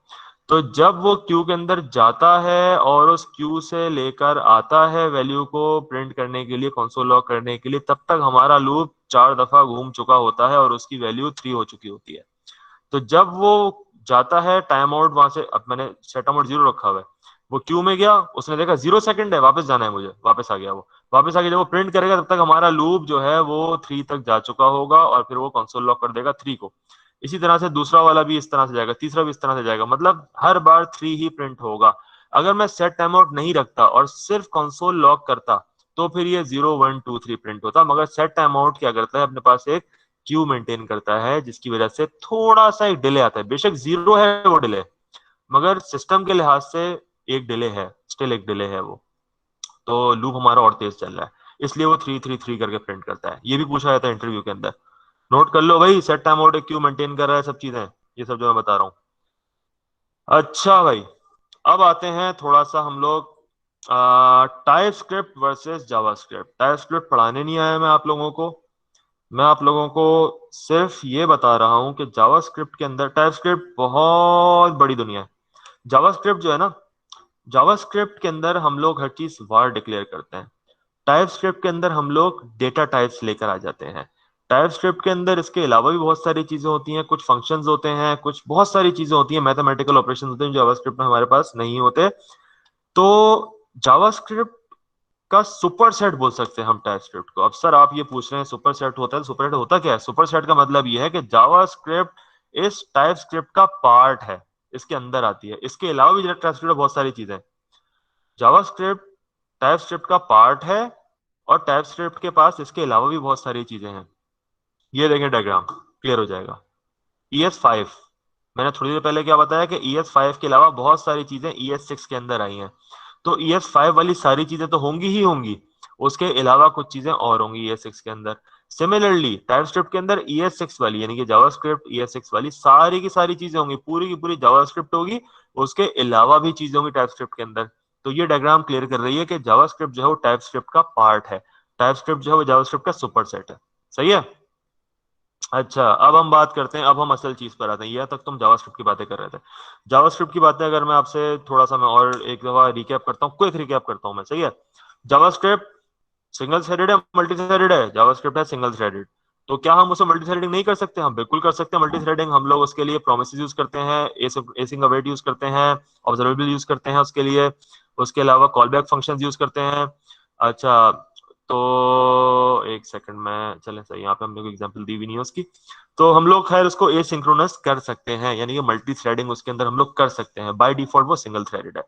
एरो फंक्शंस, एरो फंक्शंस क्या होते हैं, उनका सिंटेक्स आप लोगों को मैंने दिखा दिया था। एरो फंक्शंस के जो है हमारे पास दो एडवांटेजेस मेजर हैं। एक तो ये कि कोड का साइज कम हो जाता है, दूसरा ये कि अपने पेरेंट का स्कोप वो साथ लेकर आता है। उसके अलावा हमने बात की लेट और कॉन्स्ट की। कॉन्स्ट की वैल्यू हम चेंज नहीं कर सकते। लेट जो है वो उस जिस जहां पे हम उस लेट को डिक्लेयर कर रहे हैं उस वेरिएबल को, वहां तक उसका स्कोप डिफाइन हो जाता है उस ब्लॉक के अंदर, यानी कि उस क्लोजर के अंदर उसका स्कोप डिफाइन हो जाता है। उस क्लोजर से बाहर उसका स्कोप नहीं होता, वहां पे वो अनडिफाइंड कहलाएगा। तो ये लेट और कॉन्स्ट में मेजर फर्क था हमारे पास। उसके अलावा एरो फंक्शंस के अलावा अच्छा प्रोमिसेस वगैरह तो आप लोगों ने अभी देखे नहीं होंगे, क्योंकि ये थोड़ा सा एडवांस कॉन्सेप्ट्स आ जाते हैं, इस पे आप लोग बिल्कुल देखेंगे, बहुत मजे की चीज है। टाइपस्क्रिप्ट एक अलग दुनिया है, जावास्क्रिप्ट एक अलग दुनिया है। टाइपस्क्रिप्ट जो है वो हम एंगुलर पे टाइपस्क्रिप्ट पे काम कर रहे होते हैं। सिंगल पेज एप्लीकेशंस, क्या किसी ने कभी कोई वेबसाइट बनाई है? एक बंदा जवाब दे दे कोई। वेबसाइट ऐसी बनाई है जो PHP पर हो, स्पेशली PHP वाला तो पूछ रहा हूँ। ये सर ठीक है, PHP पर जिसने वेबसाइट बनाई है उसको पता होगा कि हम लोग PHP के डिफरेंट पेजेस अपने पास सर्वर के ऊपर रखते हैं। हर बार जब हम सपोज करें कि हमारे पास वेबसाइट है जिसमें इंडेक्स है, अबाउट अस है, कॉन्टेक्ट अस है, और मे बी कोई और प्रोफाइल पेज है, सही है। अब हम लोग इंडेक्स हमारे पास लोड हो गया, होम पेज लोड हो गया। अब हम जब अबाउट अस पे क्लिक करेंगे हमारे पास सर्वर पे कॉल जाएगी, वो पूरा का पूरा अबाउट अस का पेज लेकर आएगी और फिर वो लोड करेगी हमारे ब्राउजर पे। फिर हमने कॉन्टेक्ट अस पे क्लिक किया, पूरी की पूरी दोबारा से कॉल गई, पूरा का पूरा पेज लेकर आई और उसने कॉन्टेक्ट अस को लोड कर दिया। ये हमारे पास एक जनरल बिहेवियर है जिसको हम लोग बोलते हैं, बहुत सारे पेजेस हैं, 4 पेज है, 5 पेज है, 6 पेज है, जितने भी वेबसाइट के पेजेस हैं सारे अलग अलग पेजेस हैं और अलग अलग पेजेस की तरह ही ट्रीट किए जाते हैं। और हर पेज के लिए कॉल जाएगी और वो पूरा का पूरा पेज सर्वर से लेकर आएगी। पीएचपी वाले, एम आई राइट? Yes sir. बिल्कुल ऐसा ही हो रहा होता है, बट सिंगल पेज एप्लीकेशन में ऐसा नहीं हो रहा होता हमारे पास। सिंगल पेज एप्लीकेशन में हमारे पास एक कॉल जाएगी और वो पूरी की पूरी एप्लीकेशन एक वक्त में उठा के लेकर आ जाएगी। तो सर क्या वो अगर 5 पेजेस है तो क्या वो पांचों पेजेस को उठा के लेकर आ जाएगी हमारे पास? नहीं, ऐसा बिल्कुल नहीं है। होगा वो एक पेज, उसके अंदर हम सेक्शंस बनाएंगे। समझो होम एक सेक्शन है, अबाउट अस एक सेक्शन है और कॉन्टेक्ट अस एक सेक्शन है। वो सेक्शन हम क्या कर रहे हैं, एक हटा रहे हैं एक दिखा रहे हैं, एक हटा रहे हैं एक दिखा रहे हैं। ब्राउजर के अंदर सब कुछ लोड हुआ है हमारे पास। एक कॉल गई थी, वो पूरा का पूरा एक पेज लेकर आ गई। फॉर एग्जाम्पल मैं एग्जाम्पल देता हूं आपको, फेसबुक सबने यूज किया होगा। फेसबुक को फिलहाल हम ये सपोज करते हैं कि वो एक सिंगल पेज एप्लीकेशन है। एक कॉल गई, पूरा का पूरा फेसबुक जिसके अंदर आपका प्रोफाइल पेज भी होगा, आपका सेटिंग्स पेज भी होगा, आपके ग्रुप्स भी होंगे, आपका सब होगा, वो सब उठा के एक कॉल हमारी लेकर आ गई। हमें नजर होम पेज आ रहा है। जब हमने प्रोफाइल पे क्लिक किया तो होम पेज हमारे सामने से डिसअपेयर हुआ और प्रोफाइल पेज हमारे सामने अपेयर हो गया। उसके लिए दोबारा से कॉल नहीं गई, वो सब पेजेस एक पेज की फॉर्म में हमारे पास आ चुके थे। सर ये थोड़ा सा कंफ्यूजिंग है, ये जो चीज है ना ये मैं सही से समझ नहीं पा रहा, तो उसके लिए हम एक डायग्राम देख लेते हैं।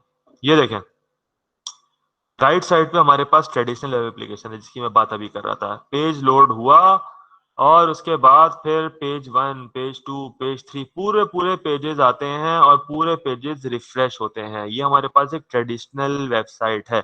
लेफ्ट साइड पे क्या है हमारे पास, टेम्पलेट्स व्यू, सही है। इसकी एग्जांपल मैं आपको देता हूँ। नेविगेशन बार हमारे पास फेसबुक की हर वक्त मौजूद रहती है, चाहे हम प्रोफाइल पे हो, चाहे हम होम पर हो, कहीं भी हो, वो हमारे पास यहाँ पर मौजूद रहेगा। लेफ्ट बार हमारे पास मौजूद रहेगा, सब मौजूद रहेगा। अगर कुछ चेंज होगा तो ये सेंटर वाला पार्ट चेंज होगा। होम का भी ये चेंज हो रहा है, प्रोफाइल में भी ये चेंज हो रहा है, सब ये चेंज हो रहा है। एक कॉल गई, पूरा पेज उठा के ले आई जिसके अंदर सारी टेम्पलेट्स उठा के ले आई। अब जब हम प्रोफाइल पे क्लिक कर रहे हैं, कहीं भी क्लिक कर रहे हैं, वो टेम्पलेट्स, एक टेम्पलेट हटती है दूसरी आ जाती है, हटती है आ जाती है, मगर पेज सारी टेम्पलेट्स लोड हुई हमारे पास ब्राउजर पे। तो ये होती है हमारे पास सिंगल पेज एप्लीकेशंस। अब इसके ऊपर एक बहुत बड़ी डिबेट है, जो आप लोगों के दिमाग में सवालात आ रहे होंगे, मैं उसका एक छोटा सा जवाब आपको देता हूँ। जो सबसे मेजर सवाल लोगों मेजोरिटी के दिमाग में आ रहा होगा वो ये आ रहा होगा कि अगर हमारी सब चीजें एक साथ लोड हो रही हैं तो हमारे पास रिक्वेस्ट के बाद रिस्पांस में टाइम कितना लगेगा, पेज कितनी देर से लोड होगा हमारे पास, कितनी वो हमारे इमेजेस हैं, प्रोफाइल के इमेजेस भी लेके आ रहा होगा, वो बहुत सारी चीजें लेके आ रहा होगा, सब लाने के बाद यहाँ पे डिस्प्ले कर रहा होगा। तो इसमें तो बहुत टाइम लगना चाहिए, मगर फेसबुक पे तो इतना टाइम नहीं लेता हमारे पास। तो उसके पीछे रीजन क्या है कि पेजेस हम सारे लेकर आ जाते हैं, मगर उन पेजेस के अंदर जो डेटा है, स्पेशली जो हैवी डेटा है, वो हम नहीं लेकर आते, वो हम टाइम टू टाइम लेकर आते हैं। कैसे लेकर आते हैं, उसके लिए हमने पेजिनेशन की हुई होती है, उसके लिए हमने बहुत सारे और मेथड्स यूज किए हुए होते हैं कि जब हम प्रोफाइल पे क्लिक करेंगे, प्रोफाइल पेज तो तुम लोड कर देना ब्राउजर, मगर उसका डेटा उसके बाद लेकर आना। ऐसा नहीं है कि जब पहली बार में पेज लेकर आ रहे हो तो पेज भी सारे ले आओ, डेटा भी सारा ले आओ। डेटा सारा नहीं लाते हम लोग, पेजेस सारे ले आते हैं। असल में वो एक ही पेज होता है, बट टेम्पलेट्स उसके अंदर होती है। टेम्पलेट्स हम सारी ले आते हैं, बट डेटा हम लोग स्लो स्लो करके लाते हैं। जितने डेटा की जरूरत पड़ती है हम वो डेटा लेकर आते रहते हैं टाइम टू टाइम। हम लोग एक साथ सारा डेटा उठा के नहीं लाते। ये हमारे पास सिंगल पेज एप्लीकेशन का कॉन्सेप्ट है। तो गूगल सबने यूज किया, गूगल में आपने देखा होगा जब आप कुछ सर्च करते हैं फिर आप नीचे स्क्रॉल करते रहते हैं, वो टाइम टू टाइम चीजें लोड करता रहता है। पूरा पेज एंड हुआ, फिर नया कंटेंट आया, फिर नई सर्च, आपकी सर्च जो आपके सर्च रिजल्ट्स होंगे वो नए वाले आएंगे, फिर आपने और स्क्रॉल किया, फिर नए वाले आएंगे, फिर वो नए वाले आएंगे। अगर गूगल के ऊपर आपने कोई ऐसी चीज सर्च की जिसके मिलियंस ऑफ रिजल्ट्स हैं और गूगल एक टाइम में वो मिलियंस ऑफ रिजल्ट्स लेकर आ गया, तो आपका ब्राउजर वहीं पे क्रैश हो जाएगा। वो इतनी मेमोरी उसके अंदर नहीं हुई कि वो उस चीज को बर्दाश्त कर सके। तो इसलिए गूगल में पेजिनेशन हुई भी होती है कि भाई शुरू में 10 रिजल्ट दिखा देना, उसके बाद जब वो स्क्रॉल करेगा तब मजीद दिखाना। सिमिलरली हम लोग सिंगल पेज एप्लीकेशन में भी ये करते हैं कि हम लोग पेजेस तो सारे ले आते हैं, स्ट्रक्चर सबका ले आते हैं, टेम्पलेट सॉरी मैं पेजेस बार बार बोल रहा हूँ, टेम्पलेट्स हम सारी ले आते हैं, बट डेटा हम लोग टाइम टू टाइम लेकर आते हैं। तो सिंगल पेज एप्लीकेशन हमारे पास इस तरह से काम कर रही होती है। आई होप आप लोगों को बेसिक कॉन्सेप्ट क्लियर हुआ, सिंगल पेज एप्लीकेशन होती क्या है हमारे पास। हो सकता है किसी को क्लियर ना हुआ हो, हम लोग असल में टाइम की यहाँ पे शॉर्टेज है, बातें करने को बहुत सारी बातें हैं in detail, but due to time मुझे थोड़ा सा आगे बढ़ना पड़ेगा क्योंकि अभी हम एंगुलर के ऊपर बात करेंगे। अच्छा, अब बात करते हैं एंगुलर के ऊपर। एंगुलर हमारे पास क्या है? एंगुलर हमारे पास एक जावास्क्रिप्ट का फ्रेमवर्क भी आप बोल सकते हैं, बट एंगुलर पे हम जावास्क्रिप्ट के भी लिख सकते हैं, टाइपस्क्रिप्ट भी लिख सकते हैं। टाइपस्क्रिप्ट के अंदर हम लोग डेटा टाइप रिस्ट्रिक्ट कर देते हैं, असल में वो जावास्क्रिप्ट के ऊपर ही रैप हुई हुई एक तरह से आप कह सकते हैं कि चीज है, बट ये है कि हम एंगुलर में टाइपस्क्रिप्ट लिखते हैं। तो जी सर आपने बताया था पहले कि TypeScript encompasses ES6 and ES5, तो हम ES6 और ES5 पे काम करने के बजाय हम डायरेक्ट टाइपस्क्रिप्ट पे ही सारा काम क्यों नहीं करते? देखें टाइपस्क्रिप्ट का मतलब आप इसको इस तरह से समझें, इसको आप इस तरह से समझें कि आपने एक डील आई हुई है, सही है, आप रेस्टोरेंट जाते हैं, बर्गर फ्राइज पेप्सी हर चीज मौजूद है, तो आपने क्या किया, आपने पेप्सी अलग से मंगवाने की जगह आपने पूरी डील ऑर्डर कर दी जिसके अंदर आपके पास तीनों चीजें आ गई। अब क्या आप पेप्सी मतलब अवेल नहीं कर सकते? आप बिल्कुल कर सकते हैं। सिमिलरली टाइपस्क्रिप्ट के अंदर ही जावास्क्रिप्ट है भाई, आप टाइपस्क्रिप्ट की फाइल बनाएं, आप टाइपस्क्रिप्ट ही लिख रहे होते हैं, लेकिन अगर आपको बीच में जावास्क्रिप्ट लिखनी पड़े तो वो भी चलेगी आपकी, क्योंकि टाइपस्क्रिप्ट के अंदर ही जावास्क्रिप्ट है। तो हम लोग क्या करते हैं, टाइपस्क्रिप्ट की फाइल्स बनाते हैं, टीएस फाइल्स कहलाती हैं वो, .ts उनका एक्सटेंशन होता है। उसके अंदर हम लोग जो टाइपस्क्रिप्ट लिख रहे होते हैं उसके अंदर ऐसा नहीं है कि वार नहीं चलेगा, वार भी चलेगा उसके अंदर स्ट्रिंग भी चलेगी, उसके अंदर इंट भी चलेगा, उसके अंदर सब चलेगा, मतलब जितने हमारे पास डेटा टाइप्स है सब चलेंगी हमारे पास, और प्लस हमारे पास वार भी चलेगा। ये कहने का मकसद था मेरा। यही पूछना चाह रहे थे आप? Yes sir, thank you. ठीक है, तो एंगुलर हमारे पास टाइपस्क्रिप्ट के ऊपर हम एक फ्रेमवर्क लिखते हैं जो कि अब मैं आपको बता दूं कि हमारे पास टाइपस्क्रिप्ट जो है रिएक्ट पे भी लिखी जा रही है, जरूरी नहीं है खाली एंगुलर पे हम लिखें। अभी एंगुलर की बात करें इसलिए एंगुलर के ऊपर आते हैं। टाइपस्क्रिप्ट पर हम लोग एंगुलर करते हैं। एंगुलर एक सिंगल पेज एप्लीकेशन बनाने के लिए फ्रेमवर्क है। सिंगल पेज एप्लीकेशन में आप लोगों को बता चुका हूँ। अच्छा, और एंगुलर के बारे में आपको क्या बताऊं, एंगुलर गूगल ने बनाई है, और एंगुलर हाँ यही क्वेश्चन मैं आपको बताने लगा था। Angular JS versus angular 2+। Angular अभी तक 11 तक आ चुकी है, बट हम उसको 2+ में काउंट करते हैं। 2+ मतलब 2 के बाद जितने भी वर्जन है सारे एंगुलर JS और एंगुलर 2+ में डिफरेंस क्या है? एंगुलर JS प्योरली जावास्क्रिप्ट पर थी, इसमें टाइपस्क्रिप्ट नहीं थी। गूगल ने क्या किया कि एंगुलर को एंगुलर 2 इंट्रोड्यूस की।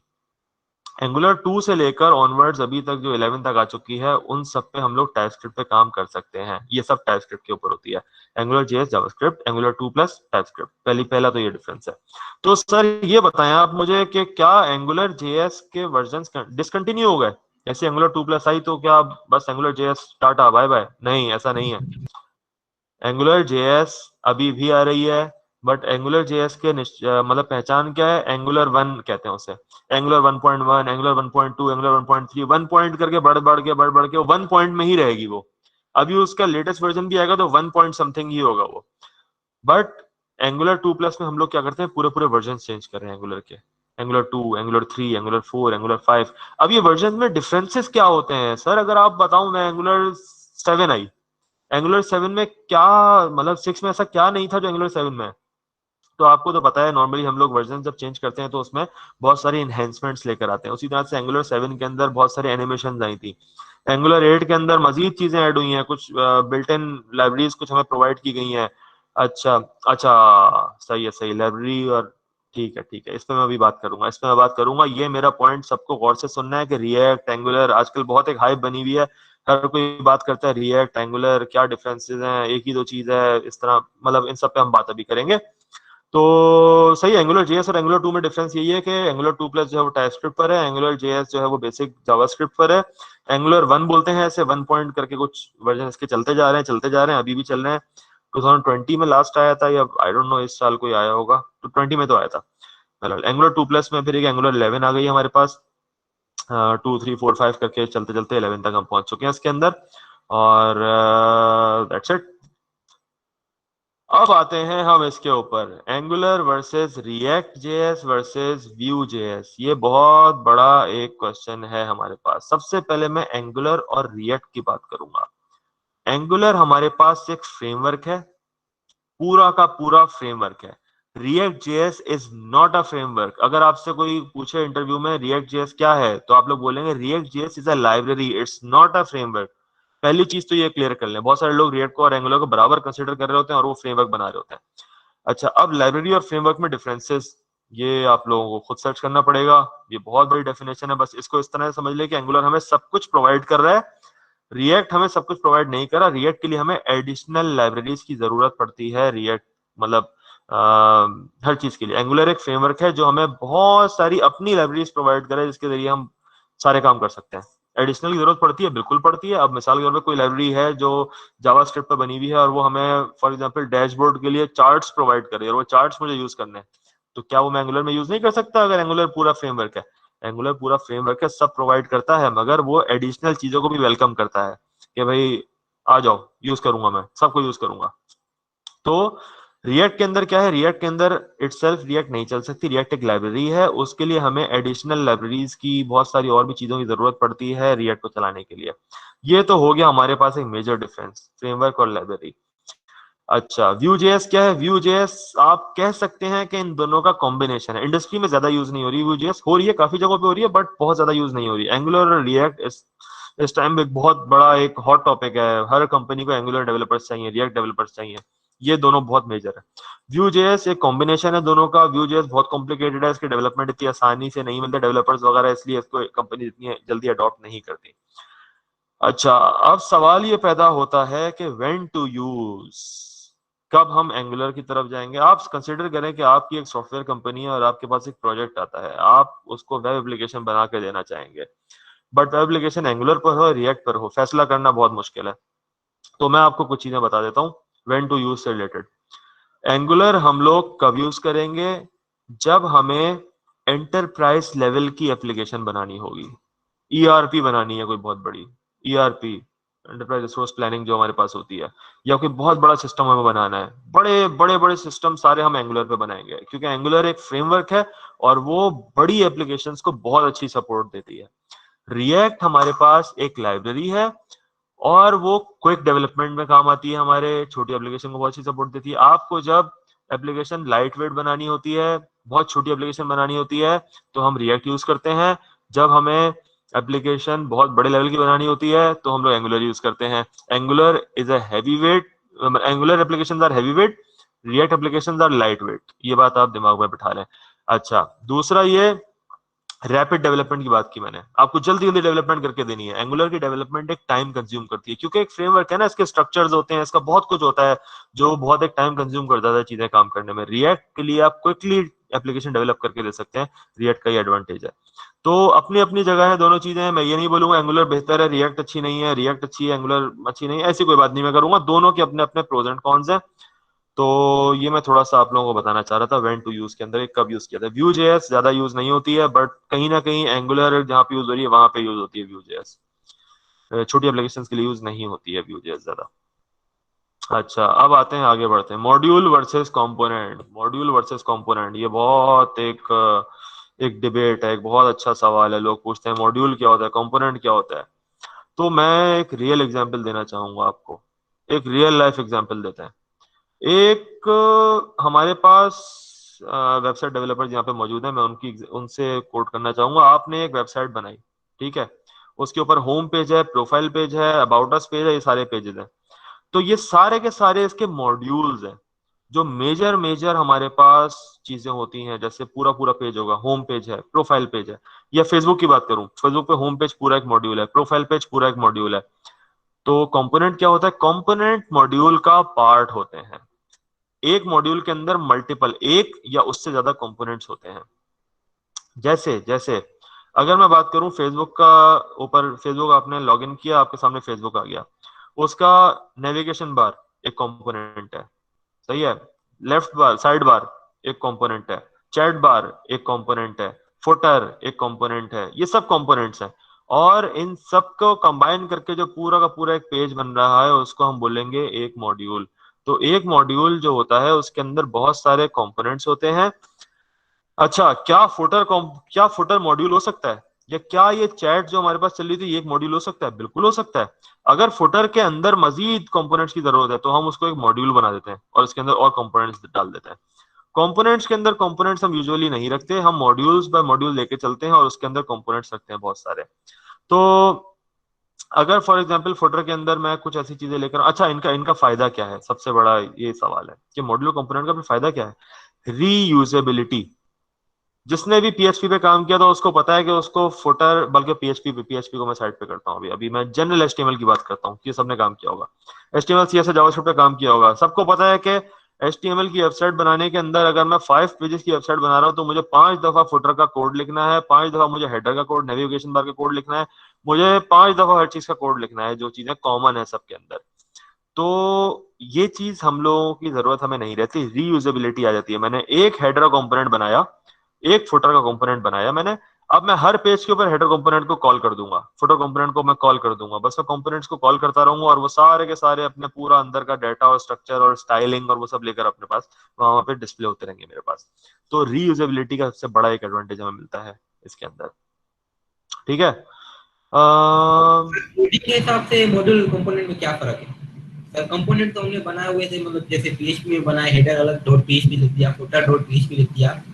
ठीक है, मॉड्यूल कंपोनेंट में फर्क क्या है, देखें मैं आपको बताता हूँ नहीं सर, फर्क तो मैं समझ गया हूँ, पर कोडिंग में फर्क क्या है सर? कोडिंग में फर्क क्या है, कोडिंग में फर्क ये है कि एक मॉड्यूल को, अच्छा मैं एक काम करूंगा आपके इस क्वेश्चन का मैं आंसर बहुत अच्छी तरह दूंगा। आप बस ये लेक्चर खत्म होने के बाद मैं आपको एक सैंपल दिखाऊंगा ना कोड का, आपको खुद क्लियर हो जाएगा कंपोनेंट और मॉड्यूल में कोड में क्या डिफरेंस है, ये आपको नजर आ जाएगा। मैं एंगुलर का ही आपको दिखा दूंगा, आपको ज्यादा क्लियर हो जाएगी चीज। ठीक है, चले आगे बढ़ते हैं।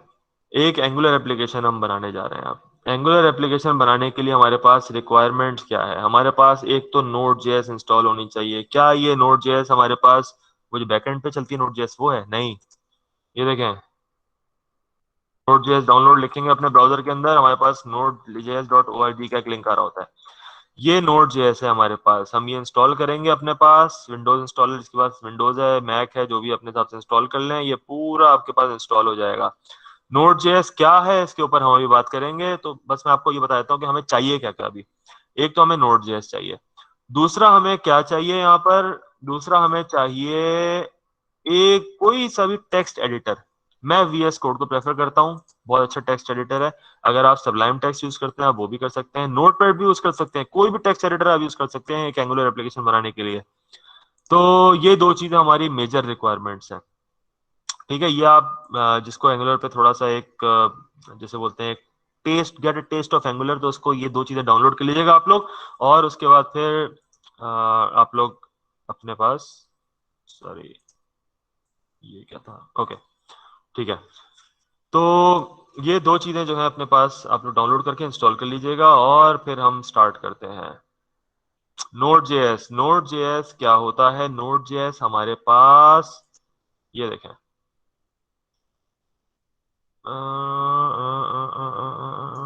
इसकी एग्जांपल, अच्छा ये पुराने से अब इन्होंने चेंज कर दिया है। पहले जब आप ये वेबसाइट का होम अभी ओपन करते थे ना, ये देखें, is a JavaScript run time built on chromes weird JavaScript engine. Chrome ने एक मतलब एक वियर्ड जावास्क्रिप्ट इंजन बनाया है। क्रोम ब्राउजर बेसिकली हम लोग इसको कंसीडर करते हैं, गूगल ने बनाया है। ये वियर्ड इंजन क्या करता है, ब्राउजर पे आपकी जावास्क्रिप्ट को चला रहा होता है। तो Node.js जो है वो रन टाइम मतलब एक एनवायरनमेंट मतलब प्रोवाइड करता है आपको जावास्क्रिप्ट की एप्लीकेशंस को ब्राउजर पे चलाने के लिए। फिलहाल आप ये समझ लें Node.js चीज क्या है। Node.js को मैं अभी बात करूंगा आपसे, तो Node.js जब आप Node.js पे बैकएंड पे काम कर रहे हो तब भी यूज करते हैं आप, React के लिए भी Node.js यूज करते हैं आप, Angular के लिए भी यूज करते हैं आप लोग, Vue के लिए भी यूज करते हैं। उसके अलावा Node.js की इतनी सारी लाइब्रेरीज हैं आप लोग यूज कर सकते हैं, बहुत कुछ यूज कर सकते हैं आप लोग। मुझे आज का एग्जैक्ट नहीं पता, मगर मैं ये आपको सर जी सर V8 इंजन जो है ना वो क्रूम का बनाया हुआ है जो कि जावास्क्रिप्ट को रन करता है। तो किसी बंदे ने Node.js बनाया था जिसके जरिए क्रूम के अलावा भी बाहर कोई प्लेटफॉर्म पे आप इसको रन कर सकते हो V8 इंजन यूज करते हुए जावास्क्रिप्ट को। हाँ मतलब ये बता रहा हूँ, जावास्क्रिप्ट ने मतलब इसने क्रोम ने बनाया था V8 इंजन ताकि ब्राउजर पे अपनी एप्लीकेशन चला सके। तो Node.js बेसिकली अगर मैं आपको बताऊं तो आपकी एप्लीकेशन खाली ब्राउजर, ये बात आपने हाँ बिल्कुल सही पॉइंट रेज किया। ये अमूमन जब बैकएंड डेवलपमेंट हम लोग कर रहे होते हैं तो हमारे सामने आता है कि हमारे पास सर्वर जो चल रहा होता है विदाउट ब्राउजर हमारे पास चल रहा होता है और वो सारी चीजें चला रहा होता है। तो वहां पर मैंने तभी आपको बोला कि अभी आप इसकी डेप्थ में नहीं जाएं। फिलहाल आप ये समझें कि Node.js जो है वो हमें एक V8 इंजन की चीजें चलाने में हमारी हेल्प करता है, जावास्क्रिप्ट V8 इंजन की चीजें चलाने के अंदर। इसको मैं अगर आपको बताना चाहूँ, ये हमें पूरा का पूरा पैकेजेस प्रोवाइड करता है। पैकेजेस बोलूं या लाइब्रेरीज बोलूं, और जब मैं फास्ट में था उस टाइम इसकी लाइब्रेरीज 20 लाख से ज्यादा थी। 20 लाख यानी 2 मिलियन से ज्यादा लाइब्रेरीज थी। अभी कितनी है मुझे नहीं पता, बट ये है कि बहुत दिन ब दिन आ रही होती है, रोजाना लाइब्रेरीज की नई नई आ रही होती है। तो अभी लाइब्रेरीज डेवलपर्स ही लिख रहे होते हैं और वो फिर आपको यूज करने के लिए प्रोवाइड कर रहे होते हैं। तो एक तरह से हमारे पास Node.js के अंदर एक चीज होती है npm। npm का मतलब है नोड पैकेज मैनेजर। वो क्या करता है, वो सारे पैकेजेस को मैनेज कर रहा होता है। उसको इंस्टॉल करना है, पैकेज को अनइंस्टॉल करना है, क्या करना है, ये सारी चीजें हमारे पास npm कर रहा होता है। तो अगर मैं आपसे बात करूं कि व्हाट इज npm, तो npm हमारे पास एक पैकेज मैनेजर है जो अपने पास नोड की अगर हम कोई लाइब्रेरी या डिपेंडेंसी या कोई भी चीज यूज करना चाह रहे हैं तो ये हमें प्रोवाइड करेगा, क्योंकि ये सारे पैकेजेस को मैनेज कर रहा है नोड के। सही है। अच्छा, एंगुलर CLI क्या है? एंगुलर CLI नॉर्मली आप लोगों ने CLI यूज किया होगा, कमांड लाइन इंटरफेस। सिमिलरली उसी तरह से एंगुलर CLI भी क्या है, कमांड लाइन इंटरफेस है। कमांड इंटरफेस क्या है कि हम कमांड्स लिखेंगे और पीछे हमारे टास्क हो रहे होंगे nggc या ng जनरेट कंपोनेंट, उससे वो एक कंपोनेंट नया बन जाएगा हमारे पास। इस तरह से हम लोग बहुत सारे कमांड लाइन की चीजें यूज कर सकते हैं। जब आप लोग एंगुलर की डेप्थ में जाएंगे तो आप लोग इस चीज को और ज्यादा डेप्थ में देखेंगे कि किस तरह से हम लोग CLI के जरिए बहुत सारी चीजें कर सकते हैं। अब हम लोग, मैं आपको दिखाऊं एंगुलर CLI के जरिए एक बेसिक एंगुलर एप्लीकेशन किस तरह से हम बना सकते हैं। देखें भाई, सबसे पहले मैं अपने पास इस फोल्डर के अंदर यहाँ पर जैसे अब मुझे चलाना है कमांड प्रॉम्प्ट। सही है। मैं इसके इसमें गया, मैंने CMD लिखा, इसी फोल्डर के अंदर मेरे पास कमांड प्रॉम्प्ट ओपन हो गया। अब मैंने क्या किया, कमांड प्रॉम्प्ट ओपन करने के बाद सबसे पहले मैंने किया npm install -g @angular CLI। मैं एंगुलर CLI को इंस्टॉल कर रहा हूं यूजिंग npm। मैंने क्या बताया था, npm के जरिए हम लोग चीजें यूज कर रहे होते हैं। तो npm के जरिए मैंने इंस्टॉल किया एंगुलर को, यानी कि मैं एंगुलर इंस्टॉल कर रहा हूं अपने सिस्टम में।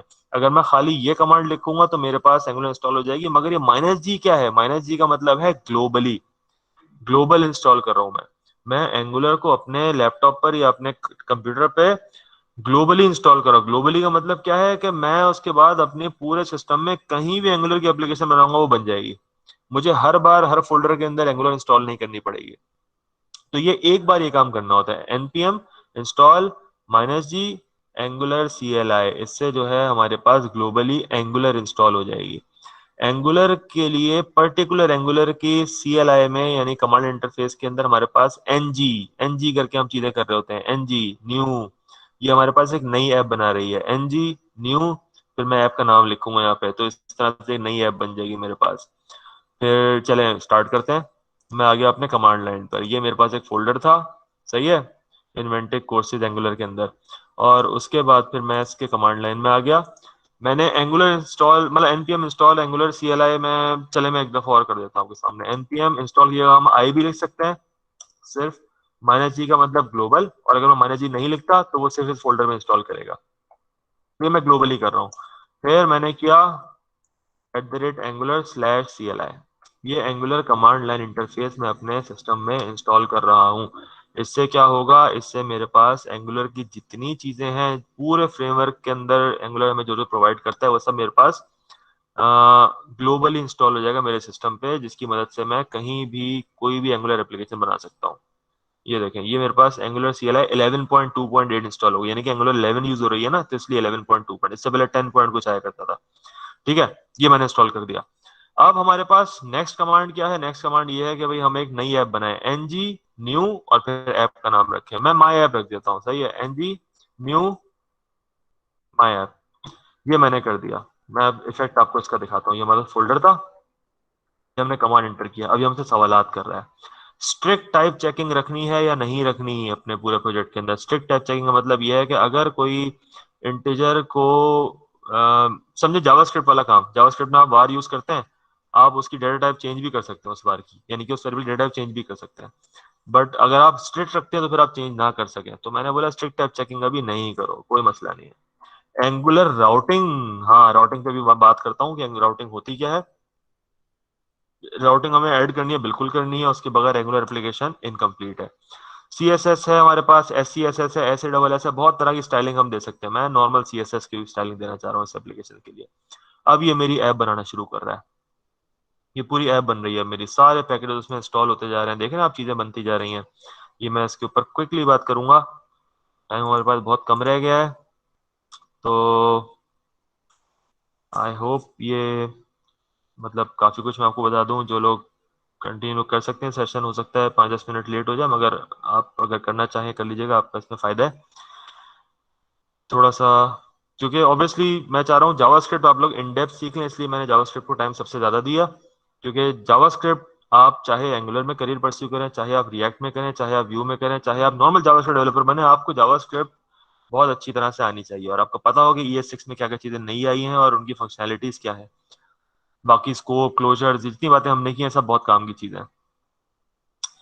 अब ये पैकेज इंस्टॉल करने में थोड़ा सा टाइम लेगा, क्योंकि ये तो चले, जब तक ये कर रहा है मैं राउटिंग की बात करता हूँ। राउटिंग क्या होती है, राउटिंग क्या होती है, दोबारा से हम पुरानी स्लाइड पे जाते हैं। ये रही सिंगल पेज एप्लीकेशन, ये स्लाइड हमारे पास आ गई, ठीक है।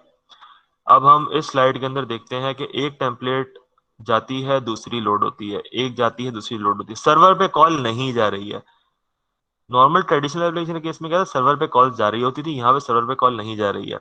तो ये काम हमारा राउटिंग कर रही होती है। राउट क्या कर रहा होता है कि भाई मैंने प्रोफाइल पे क्लिक किया, राउटिंग ने मुझे बताया हुआ होगा प्रोफाइल पे अगर क्लिक हो तो तुम्हें टेम्पलेट 2 लोड करनी है, तो क्या होगा, ये टेम्पलेट हट जाएगी, टेम्पलेट 2 लोड हो जाएगी। राउटिंग, राउट राउट भी बोलते हैं, ब्रिटिश इंग्लिश में इसको रूट बोला जाता है। रूट और राउट क्या होता है, रास्ते। तो ये क्या है, इस रास्ते चली गई, दूसरे रास्ते ये आ गई, सही है, इस रास्ते पे चले जाओ, इस टेम्पलेट को लोड कर दो, इस रास्ते पे चले जाओ, इस टेम्पलेट को यूज कर दो, लोड कर दो। तो राउटिंग हमारी डिफरेंट टेम्पलेट्स के बीच में लोडिंग का काम कर रही होती है। तो ये राउटर कर रहा होता है, राउटर जो है वो बताता है कि किस क्लिक पर क्या करना है, कहाँ जाना है। ये हमने वैसे तो हमने खुद लिखा होता है कि इस पे क्लिक करने पे ये वाला राउट एक्टिवेट कर देना। राउट एक्टिवेट हम करते हैं, राउटर देखता है अच्छा ये राउट एक्टिवेट हुआ है, यानी कि ये टेम्पलेट लोड कर देता हूँ मैं। तो ये काम सारा राउटर कर रहा होता है। तो ये होती है राउटिंग हमारे पास, जो टेम्पलेट की बीच स्विचिंग हम कर रहे होते हैं ना, ये राउटिंग होती है। ये रिएक्ट में भी ऐसी होती है, एंगुलर में भी इस तरह से होती है राउटिंग। अच्छा अब हमारे पास नहीं नहीं नहीं नहीं नहीं, ये थी एप्लीकेशन, नहीं ये भी नहीं थी। एक सेकंड, वो एरर्स किस चीज़ के हैं, अच्छा वार्निंग्स है, वार्निंग्स है, ठीक है, वार्निंग्स को अभी इग्नोर कर देते हैं हम लोग, एरर कोई नहीं है। अब हमारे पास एंगुलर एप्लीकेशन पूरी की पूरी बन चुकी है। जो हमने अभी तक बात की थी इस स्लाइड के ऊपर कि ng न्यू करके हमने एप्लीकेशन बना दी है। अब हम cd यानी चेंज डायरेक्टरी करके इस एप्लीकेशन डायरेक्टरी में जाएंगे और ng सर्व कर देंगे। ng एंगुलर का अपना कमांड है और उसको सर्व कर देंगे। अभी तक हम एंगुलर के अंदर है, हमने जो नया प्रोजेक्ट बनाया है वो किसमें है, माई ऐप के अंदर है। तो हम क्या करेंगे, हम cd यानी change directory space my app कर देंगे और एंटर कर देंगे, तो वो माई ऐप के अंदर चला गया, यानी कि अब वो इसके अंदर आ चुका है। अब यहाँ पे हम ng सर्व करेंगे तो एप्लीकेशन हमारे जो है सर्वर पे चल पड़ेगी, एप्लीकेशन हमारी लोड हो जाएगी पूरी की पूरी एंगुलर एप्लीकेशन। अच्छा एंगुलर क्या करता है, हमारे पास एप्लीकेशन पूरी कंपाइल होगी, पहले जावास्क्रिप्ट कंपाइल नहीं होती, ये बात भी आप लोग सोच सुन लें। जावास्क्रिप्ट कंपाइल नहीं होती, जावास्क्रिप्ट जो है वो रन टाइम पे चलती है। एंगुलर की एप्लीकेशन पूरी की पूरी कंपाइल होती है, सही है। उसका फायदा क्या होता है, हो सकता है कोई कॉन्फ्लिक्ट आ रहा हो डिपेंडेंसीज के बीच में। डिपेंडेंसीज क्या होती हैं, जिन पे हमारी एप्लीकेशन डिपेंड करती है, उनके बीच में कॉन्फ्लिक्ट आ रहा हो। बहुत सारे रीजन हो सकते हैं जिसकी वजह से मसले आ सकते हैं, तो इसलिए हम लोग अपनी एप्लीकेशन को कंपाइल करते हैं और उसके बाद फिर रन करते हैं। कंपाइल हो गई हमारी एप्लीकेशन और इसने बोला भाई लोकल होस्ट 4200 पे हमारा सर्वर लिसन कर रहा है। अब अगर मैं अपने ब्राउजर के अंदर लोकल होस्ट 4200 के ऊपर जाता हूँ और एंटर करता हूँ, तो मेरे पास ये एप्लीकेशन, मेरी पहली एप्लीकेशन चल गई, माई ऐप इज रनिंग। ये डॉक्यूमेंटेशन वगैरह के लिंक्स दिए हुए हैं। ये एंगुलर जब बिल्कुल बेसिक एप्लीकेशन बनाता है तो उसके अंदर ये पूरा स्ट्रक्चर वगैरह खुद बना के देता है। आपको ये सब मिटाना होगा, अपने हिसाब से पूरी एप्लीकेशन बनानी होगी। वो किस तरह से करेंगे वो उसके फाइल स्ट्रक्चर में जाके हम कर सकते हैं। इसका फाइल स्ट्रक्चर देखने के लिए मैं आपको बता देता हूँ कि किस तरह से हम देख सकते हैं। चलिए दोबारा से मैं CMD पे आता हूँ कि वहाँ तो एप्लीकेशन चल रही है ना, एप्लीकेशन वरना बंद हो जाएगी। विजुअल स्टूडियो कोड जिसने इंस्टॉल किया हुआ है उसके लिए मैं कमांड देता हूँ, कोड लिखेंगे विजुअल स्टूडियो कोड खुल जाएगा। अगर आप चाह रहे हैं कि विजुअल स्टूडियो कोड भी मेरे पास ओपन हो जाए और वो इसी फोल्डर को लेकर ओपन हो, तो कोड के बाद स्पेस देके मैं डॉट लिखूंगा और एंटर कर दूंगा। उससे क्या होगा, इसी डायरेक्टरी के अंदर विजुअल स्टूडियो कोड ओपन कर दो। इस डायरेक्टरी के अंदर ये देखें सारी जो फाइल्स थी हमारी वो यहाँ पर ओपन हो गई विजुअल स्टूडियो कोड के अंदर। अब थोड़ा सा मैं आपको बता देता हूँ, इसकी डेप्थ में मजा आएगा। पैकेज डॉट जेसन हमारी पूरी डिपेंडेंसीज रखता है, ये रखता है। हमें किसकी जरूरत है, एनिमेशंस की है, कॉमन की जरूरत है, कोर फीचर की जरूरत है, हमें प्लेटफॉर्म ब्राउजर जितनी चीजें हैं, राउटर, ये हमारे पास बाय डिफॉल्ट इंस्टॉल हुई हुई हैं। इसके अलावा भी हम लोग बहुत सारे एक्सटर्नल लाइब्रेरीज भी यूज कर सकते हैं।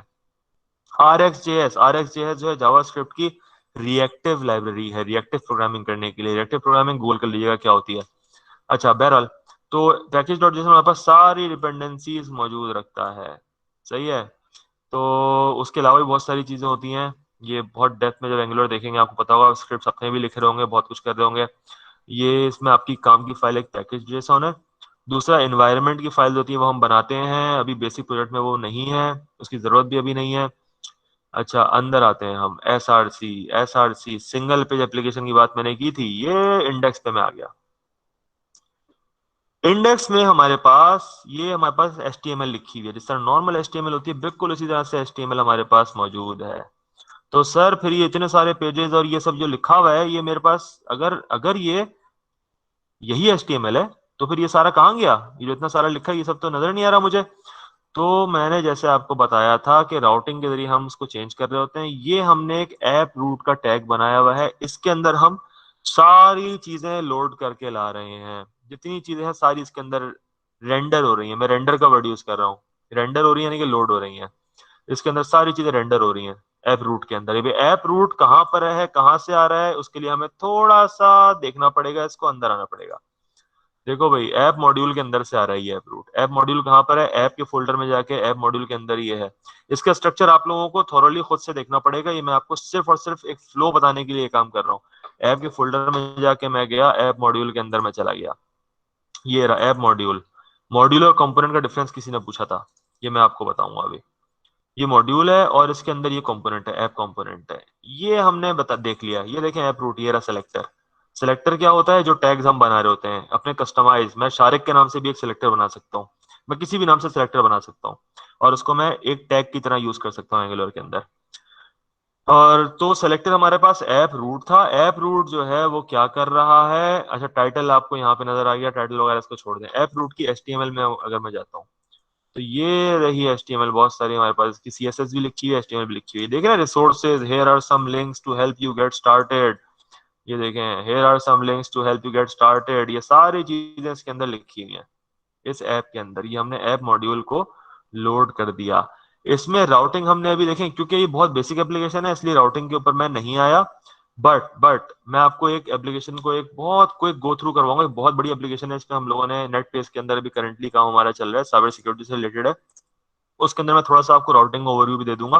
बट बताने का यहाँ पे मकसद था, फाइल स्ट्रक्चर के अंदर अगर आप जाएंगे तो हमारे पास एक ही इंडेक्स फाइल होती है, ब्राउजर की जो नॉर्मल HTML लिखते हैं उसी तरह से होती है। ऐप रूट सेलेक्टर है हमारे पास। ये सेलेक्टर कहाँ से आया, ये सेलेक्टर हमने यहाँ पे इंपोर्ट किया है इसके साथ। ये देख रहे हैं, ये main.ts की फाइल, main.ts फाइल में हमने ऐप मॉड्यूल इंपोर्ट किया हुआ है। इस ऐप मॉड्यूल के अंदर ये सेलेक्टर है। ऐप मॉड्यूल के अंदर ऐप कंपोनेंट हमने लोड किया हुआ है। इस ऐप कंपोनेंट के अंदर ये रहा ये सेलेक्टर, और ये सेलेक्टर बोल रहा है कि भाई ये वाली HTML फाइल लोड करो, ये वाली CSS फाइल लोड करो। HTML फाइल ये रही, CSS फाइल ये रही, ओ सॉरी ये रही CSS फाइल। CSS अभी कुछ लिखी हुई नहीं हमने HTML के अंदर ही सारी CSS लिख दिया, सही है। ये देखो सारी CSS हमने स्टाइल करके लिखी है। हम ऐसे भी लिख सकते हैं, हम लोग CSS फाइल में अलग से भी लिख सकते हैं। और हम यहाँ जो भी CSS लिखेंगे वो सारी ऑटोमेटिकली हमारे कंपोनेंट अपने पास चला रहा होगा। और वो हमारे ये कंपोनेंट एक्सपोर्ट हुआ हुआ है, ऐप मॉड्यूल में इंपोर्ट हुआ हुआ है, ऐप मॉड्यूल यहाँ से एक्सपोर्ट हुआ हुआ है, मेन मॉड्यूल में इंपोर्ट हुआ हुआ है ऐप मॉड्यूल, और ऐप मॉड्यूल को ये हमारी एप्लीकेशन चला रही है। ये बूटस्ट्रैप करना बोलते हैं इसको हम लोग, बूटस्ट्रैप करना यानी कि चलाना, ये हम लोग बोलते हैं। ये एक बेसिक स्ट्रक्चर है एक एंगुलर एप्लीकेशन का। इसमें राउटिंग नहीं है, इसमें बहुत सारी चीजें नहीं है, इसमें कंपोनेंट बहुत सारे नहीं है, मॉड्यूल्स नहीं है। एक सवाल का मैं जवाब दे देता हूँ कि भाई मॉड्यूल और कंपोनेंट में डिफरेंस क्या है। मॉड्यूल अपने पास बहुत सारे इंजेक्टर्स भी रखता है, डिपेंडेंसीज रखता है कि भाई ये मॉड्यूल मॉड्यूल बताता है मैं इन चीजों पर डिपेंडेंट हूँ, ये चीजें चलाओ, ये सर्विस है उनको इंजेक्ट कर दो, क्या क्या चीजें। बहुत ये तो बहुत छोटा मॉड्यूल है ना। मैं बड़े मॉड्यूल के ऊपर अगर आऊंगा ना, मैं आपको कोड दिखाता हूँ। ये हमारे पास एक बड़ी एप्लीकेशन है साइबर सिक्योरिटी से रिलेटेड, ये देखें, ये यूजर्स मॉड्यूल है, सही, ये भी बहुत छोटा है, ये देख सकते हैं कि हम कंपोनेंट को नहीं बता सकते कि हमें राउटर मॉड्यूल चाहिए और हमारे जितने भी राउट्स हैं उन सब के चिल्ड्रन के लिए ये राउट लगा दो, ये हम नहीं बता सकते, ये काम हम मॉड्यूल में कर रहे होते हैं। तो और इस मॉड्यूल ने अपने पास ये कंपोनेंट रखा हुआ है, ठीक है। ये राउटिंग हो रही है कि अगर पाथ एम्प्टी है तो ये वाला कंपोनेंट लोड कर देना, अगर पाथ सेटिंग्स है तो कुछ और लोड कर देना, इस तरह की चीजें सारी होती हैं। ये पूरी एप्लीकेशन बहुत बड़ी एप्लीकेशन है, इसका कोड लाखों लाइंस का कोड है।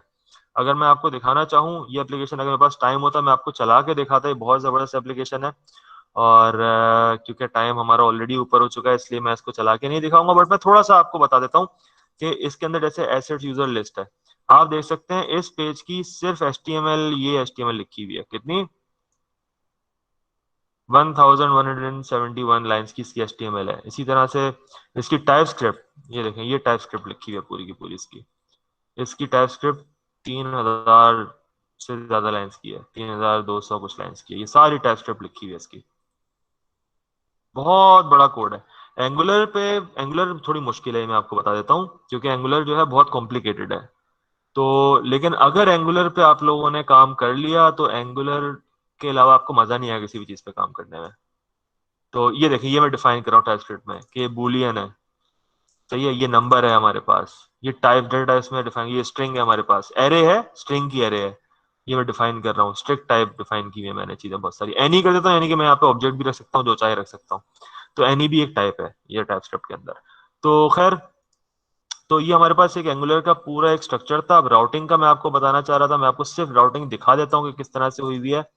सपोज करें मैं एक ये मेरी मेन एप्लीकेशन है, सही है, main.ts, यहाँ पे मैंने किसको बूटस्ट्रैप किया, ऐप मॉड्यूल को किया। मैं आ गया ऐप मॉड्यूल के अंदर, ऐप मॉड्यूल के अंदर मैंने क्या किया हुआ है, browser module, app routing module, HTTP module, ये सारे मॉड्यूल मैं देख रहे हैं आप इंपोर्ट कर रहा हूँ। ये मैं उसके अंदर कंपोनेंट में नहीं कर सकता, इनकी डिपेंडेंसीज मुझे सारी इंपोर्ट करनी होंगी, ये सारी मैं मॉड्यूल के अंदर कर रहा होता हूँ।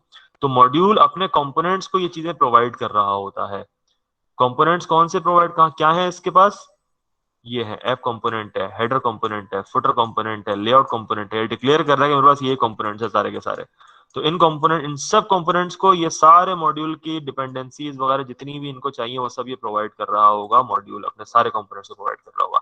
तो ये कोड में एक बहुत बड़ा मेजर डिफरेंस है, ठीक है। अब हम आते हैं ऐप कंपोनेंट के अंदर, ये हमने HTML के अंदर किया, ये हमने एक टैग बनाया हुआ है राउटर आउटलेट, यानी कि राउटर जो लोड करे वो इस टैग के अंदर लोड कर देना। उसके अंदर HTML कितनी बड़ी लिखी हुई थी जो हमने पहले देखा था, ये देखें, इसके ऐप कंपोनेंट की HTML कितनी बड़ी लिखी हुई है, क्योंकि हमारे पास एक ही पेज है, हमारे पास एक यही पेज था। यहाँ पर हम लोग क्योंकि बहुत बड़ी एप्लीकेशन है तो इसके अंदर हमने एक टैग बना दिया कि भाई जो पेज राउटर लोड करे वो यहाँ पे रेंडर कर देना। राउटर, ये रही ऐप राउटिंग, ये राउटिंग हो रही है। अगर पाथ एम्प्टी है तो ये लोड कर देना। अब प्राइवेट के अंदर अलग राउटिंग हुई होगी, पब्लिक के अंदर अलग राउटिंग होगी। राउटिंग होके मॉड्यूल्स के अंदर जाएगा, उन मॉड्यूल्स के अंदर, ये देखिए, ये मॉड्यूल्स के अंदर जाएगा, ये मॉड्यूल लोड कर रहा है, उसके अंदर मजीद राउटिंग है, उसके अंदर मजीद मॉड्यूल्स हैं, उसके अंदर मजीद राउटिंग है। इस तरह से पूरा स्ट्रक्चर बनता है। डिफरेंट आर्किटेक्चर होते हैं डिफरेंट एप्लीकेशंस के। अगर मैं बात करूं प्राइवेट मॉड्यूल्स की, ये देखें, ये प्राइवेट मॉड्यूल में आ गया, ये राउटिंग डिफाइन हुई हुई है, ये राउट्स है। अगर डैशबोर्ड हो तो ये वाला मॉड्यूल लोड कर देना, डैशबोर्ड मॉड्यूल। अगर सिस्टम सेटिंग्स हो तो ये लोड कर देना, अगर कनेक्टर्स हो तो ये कर देना। ये सारी राउटिंग की हुई हम लोगों ने, इस तरह से होती है राउटिंग। इसकी सिर्फ और सिर्फ आप शक्ल देख लें, जब आप इस पे काम करेंगे तो आप देखेंगे किस तरह से हम लोग चीजें लोड कर रहे होते हैं। Single page application with multiple routes, multiple pages नहीं बोलूंगा मैं, पेज एक बोलूंगा, सिंगल पेज है। इसके अंदर हम लोग इस तरह राउटिंग कर करके चीजें सारी लोड कर रहे होते हैं। फिर एप्लीकेशन को सिक्योरिटी के लिए हम लोग बहुत सारी और भी चीजें प्रोवाइड करते हैं, वो एक अलग दुनिया है। एंगुलर एप्लीकेशन के डिफरेंट आर्किटेक्चर्स होते हैं। यहाँ पर जो हमारे पास बेसिकली, वैसे तो हमारा ये सेशन जो है अब ज्यादा रह नहीं गया क्योंकि ऑलरेडी मैं आपको बहुत कुछ बता चुका हूँ। तो बट ये है कि मैं आपको ये बता देता हूँ कि ऐप स्ट्रक्चर हम देख चुके हैं, और ये लास्ट चीज है कि हम आर्किटेक्चर, डिफरेंट आर्किटेक्चर क्या होते हैं भाई, एक मॉड्यूल है उसके अंदर बहुत सारे कंपोनेंट्स हैं, ये आर्किटेक्चर है। एक मॉड्यूल है उसके अंदर मजीद मॉड्यूल्स हैं, उसके अंदर डिफरेंट कंपोनेंट्स हैं, ये आर्किटेक्चर है। एक मॉड्यूल है उसके अंदर अलग मॉड्यूल है, उस मॉड्यूल की अलग राउटिंग हुई हुई है, उसके राउटिंग की बेस के ऊपर अलग मॉड्यूल्स हैं, उस मॉड्यूल के अंदर अलग कंपोनेंट है। जैसे मैंने अभी आपको दिखाया ना, वो बहुत कॉम्प्लेक्स आर्किटेक्चर है और वो बहुत अच्छा आर्किटेक्चर है, मुझे तो मतलब पर्सनली भी पसंद है और एंगुलर की डॉक्यूमेंटेशन भी इसको रेकमेंड करती है। तो ये भी एक पूरा का पूरा आपका मतलब ये क्या आर्किटेक्चर है। तो डिफरेंट आर्किटेक्चर, डिफरेंट एप्लीकेशंस के डिपेंड्स ऑन योर रिक्वायरमेंट। बहुत छोटी एप्लीकेशन है, एक मॉड्यूल बनाओ, कंपोनेंट्स बनाओ, कंपोनेंट्स के बीच में मतलब वो सारे कंपोनेंट लोड करने का और ये सारा काम करो, कंपोनेंट्स को हटाना है, फिर कंपोनेंट्स की लाइफ साइकिल होता है पूरा, डिस्ट्रॉय होता है, वो क्रिएट होता है, ये सब पूरा एक लाइफ साइकिल भी एंगुलर का है। अगर एंगुलर पढ़ने पर आएंगे, ऑब्वियसली हम लोग 1-1.5 घंटे के अंदर पूरी एंगुलर नहीं पढ़ सकते, बट एक आपको सिर्फ एक टच देना था कि एक एंगुलर की एप्लीकेशन हम लोगों ने पहले जावास्क्रिप्ट पे हमने बात की, फिर हम लोग एंगुलर के ऊपर एप्लीकेशन बनाए, क्या चीजें हमें चाहिए, क्या होता है एनपीएम, एंगुलर सीएलआई, फिर हमने एक एप्लीकेशन बनाई, उसको आपको चला के दिखाया, उसका स्ट्रक्चर थोड़ा सा आपको डिफाइन करके दिखा दिया, और एक और आर्किटेक्चर आपको रेफरेंस के लिए दिखा दिया कि क्या डिफरेंस है आर्किटेक्चर्स में। तो ये हमारे पास आज का टोटल जो कंटेंट था वो ये था।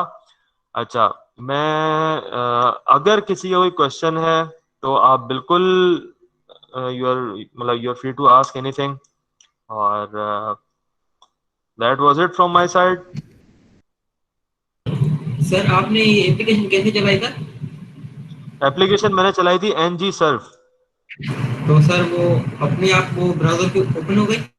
मेरी ऐप, अच्छा एनजी सर्व जब मैंने किया अपनी एप्लीकेशन को, तो उसके बाद फाइनल मेरे पास कुछ इस तरह की चीज आई। ये चीज जो है मुझे बता रही है कि ये एप्लीकेशन अप एंड रनिंग है, कंपाइल भी सक्सेसफुली हो गई है और live development server is listening, ये एप्लीकेशन चल रही है इसके ऊपर। तो मैंने क्या किया, मैंने इस आईपी को, जो मेरा लोकल होस्ट है, और इस पोर्ट को मैंने अपने ब्राउजर के अंदर जब लिखा तो मेरे पास एप्लीकेशन आ गई। सर ये सर्वर साइड चलती है angular? Client side application, angular की हो, रिएक्ट की हो, वन पेज एप्लीकेशन हमेशा क्लाइंट साइड चलती है। सर्वर साइड हमारे तो पास सर यूज कर रहे हैं ना जी, सर, लोकल होस्ट क्यों यूज कर रहे हैं सर? अगर लोकल क्लाइंट होस्ट साइड चलती है देखें, तो देखें लोकल होस्ट ये है कि ये एप्लीकेशन की बिल्ड बनी हुई आपके सर्वर पे मौजूद है, मगर हमारे ब्राउजर पे आके लोड होती है एप्लीकेशन पूरी की पूरी।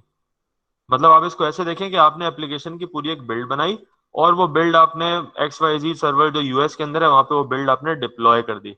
अब होता यह है कि वहां पे वो एप्लीकेशन रन होके मुस्तकिल वो नहीं हो रही, मतलब आपके ब्राउजर पे, क्योंकि ऑब्वियसली मैं कोई और पेज देख रहा हूँ, कोई और पेज देख रहा होगा, इस तरह से।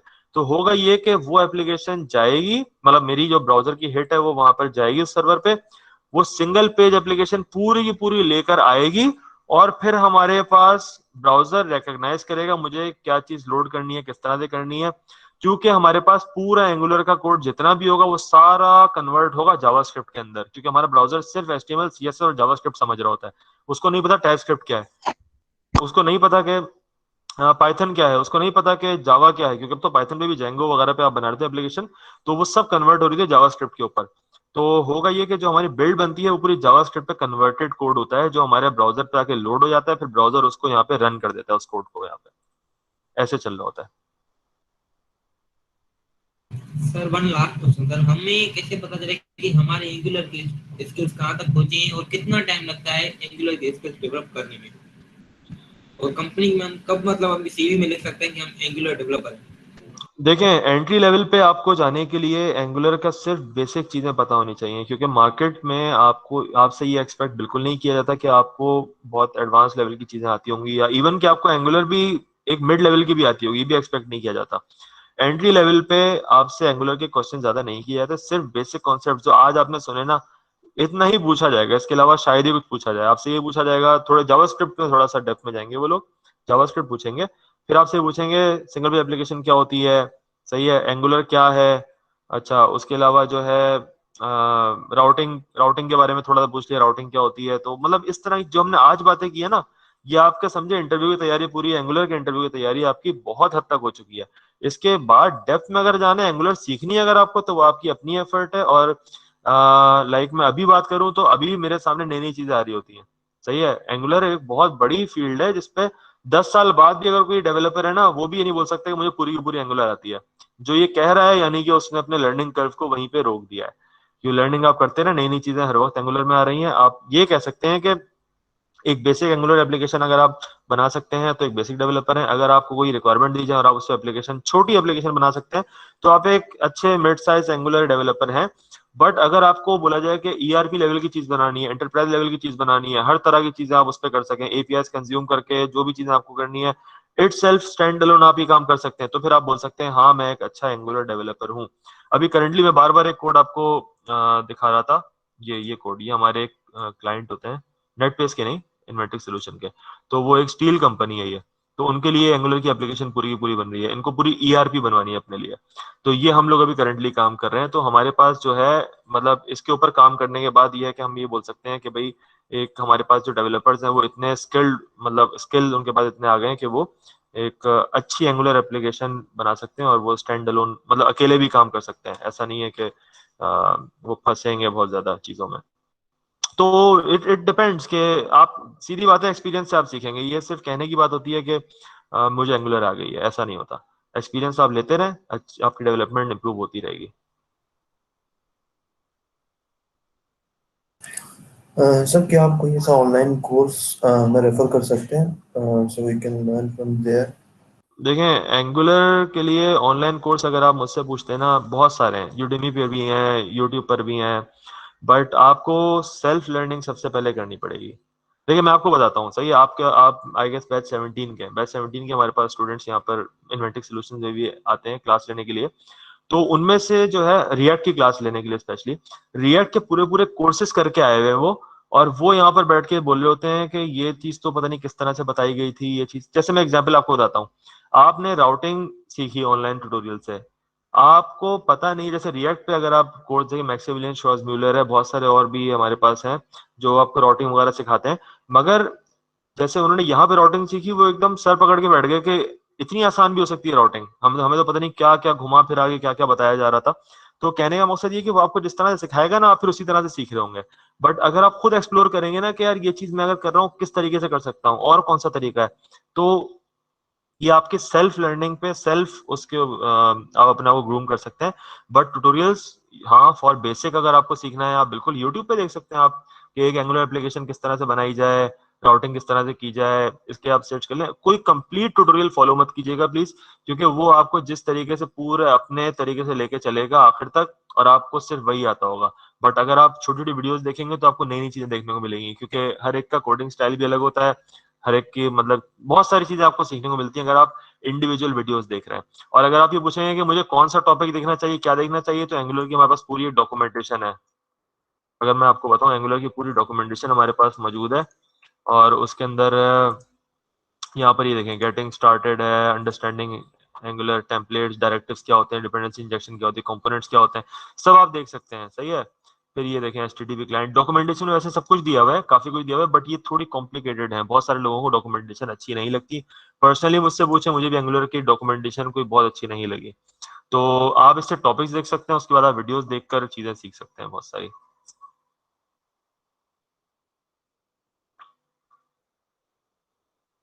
Anybody else?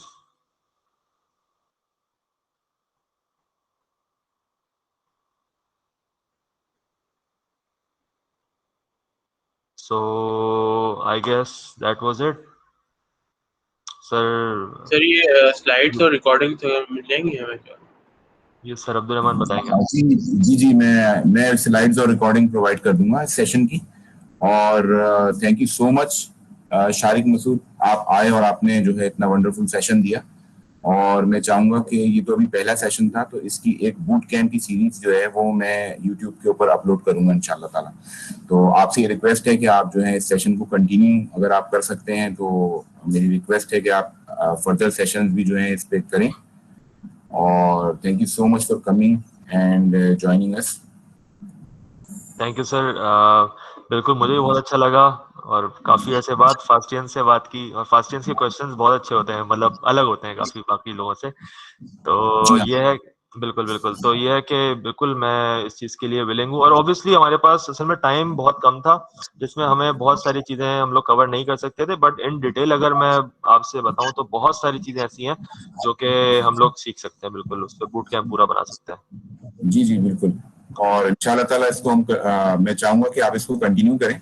और नेट पेस के बारे में यहाँ पे जो स्टूडेंट्स बैठे हुए हैं वो उनको मैं थोड़ा सा और एक बात शेयर कर दूं कि नेट पेस जो है वो 97, 98, 99 की कंपनी है, जो कि आप कह लें कि हमारे ज़माने की कंपनी है, तो जिसमें आप अभी हैं। तो ऐसी बहुत कम कंपनीज रह गई हैं, सॉफ्टवेयर हाउसेज हैं। फॉर एग्जांपल ITIM एसोसिएट्स था उस ज़माने में, तो वो अब सारे अभी हैं, लेकिन ऑपरेशन जो है अपने UK में शिफ्ट कर लिए उन्होंने। तो you are one of the students के वो नेट पेस में अभी हैं मौजूद। तो आप बताएंगे मुझे कि नेट पेस जो है वो अभी ऑपरेशन अभी उसने कराची में रखे हुए हैं आपने? जी सर, बिल्कुल। जैसे मैं अभी कोड भी दिखा रहा था, यहाँ पर हम लोग साइबर सिक्योरिटी के ऊपर पूरी एप्लीकेशंस बना रहे हैं, यहाँ पे पूरी प्रोडक्ट बना रहे हैं, और उस पे ओनर ने अभी तक कह लें कि $2 मिलियन इन्वेस्ट कर चुका है ओनर, जो नेटपेस का है। मतलब अराउंड आप समझ सकते हैं 30 करोड़ रुपए से ज्यादा इन्वेस्ट कर चुका है अभी तक वो। तो मतलब 1 साल तकरीबन हुआ है। इससे पहले हमने coupons.com पे काम किया था। coupons.com जो है वो पाकिस्तानी अराउंड 50 करोड़ का प्रोजेक्ट था, 45-50 करोड़ का प्रोजेक्ट था, उस पर हमने काम किया था। इससे पहले सिस्को पे काम कर रहे थे, सिस्को पे कर रहे थे, वराइजन पे किया है, 10 साल तक तो वराइजन था यहाँ पर, सिस्को, और इस तरह से बहुत सारे, मतलब ये कि प्रोजेक्ट्स वगैरह पे काम किया। बट प्रोडक्ट के हवाले से अगर मैं बताऊं तो छोटी छोटी प्रोडक्ट, carbonated.tv वगैरह इस तरह की प्रोडक्ट्स पे काम किया है। बट अभी जो हम काम कर रहे हैं वो हम लोग कर रहे हैं एक स्टार्टअप वाले मोड के अंदर कर रहे हैं, क्योंकि अभी रिसोर्सेज भी पाकिस्तान में बहुत कम इन्होंने रखी हुई हैं, और उसके अलावा US से हम लोग इंटरेक्ट करते रहते हैं डेली बेसिस पर, और वहाँ पर हमारी मेजर टीम है, बिजनेस डेवलपर से लेकर सारे हमारे वहाँ पर है, ओनर भी वहीं पे US में होते हैं, और बाकी हम लोग थोड़े से ही डेवलपर्स यहाँ पर हैं। आप समझ लें कि 10-15 होंगे डेवलपर्स, मतलब ग्राफिक डिजाइनर्स को एक्सक्लूड करके, सिर्फ डेवलपर्स की बात करूं 10-15 मैक्सिमम होंगे डेवलपर्स।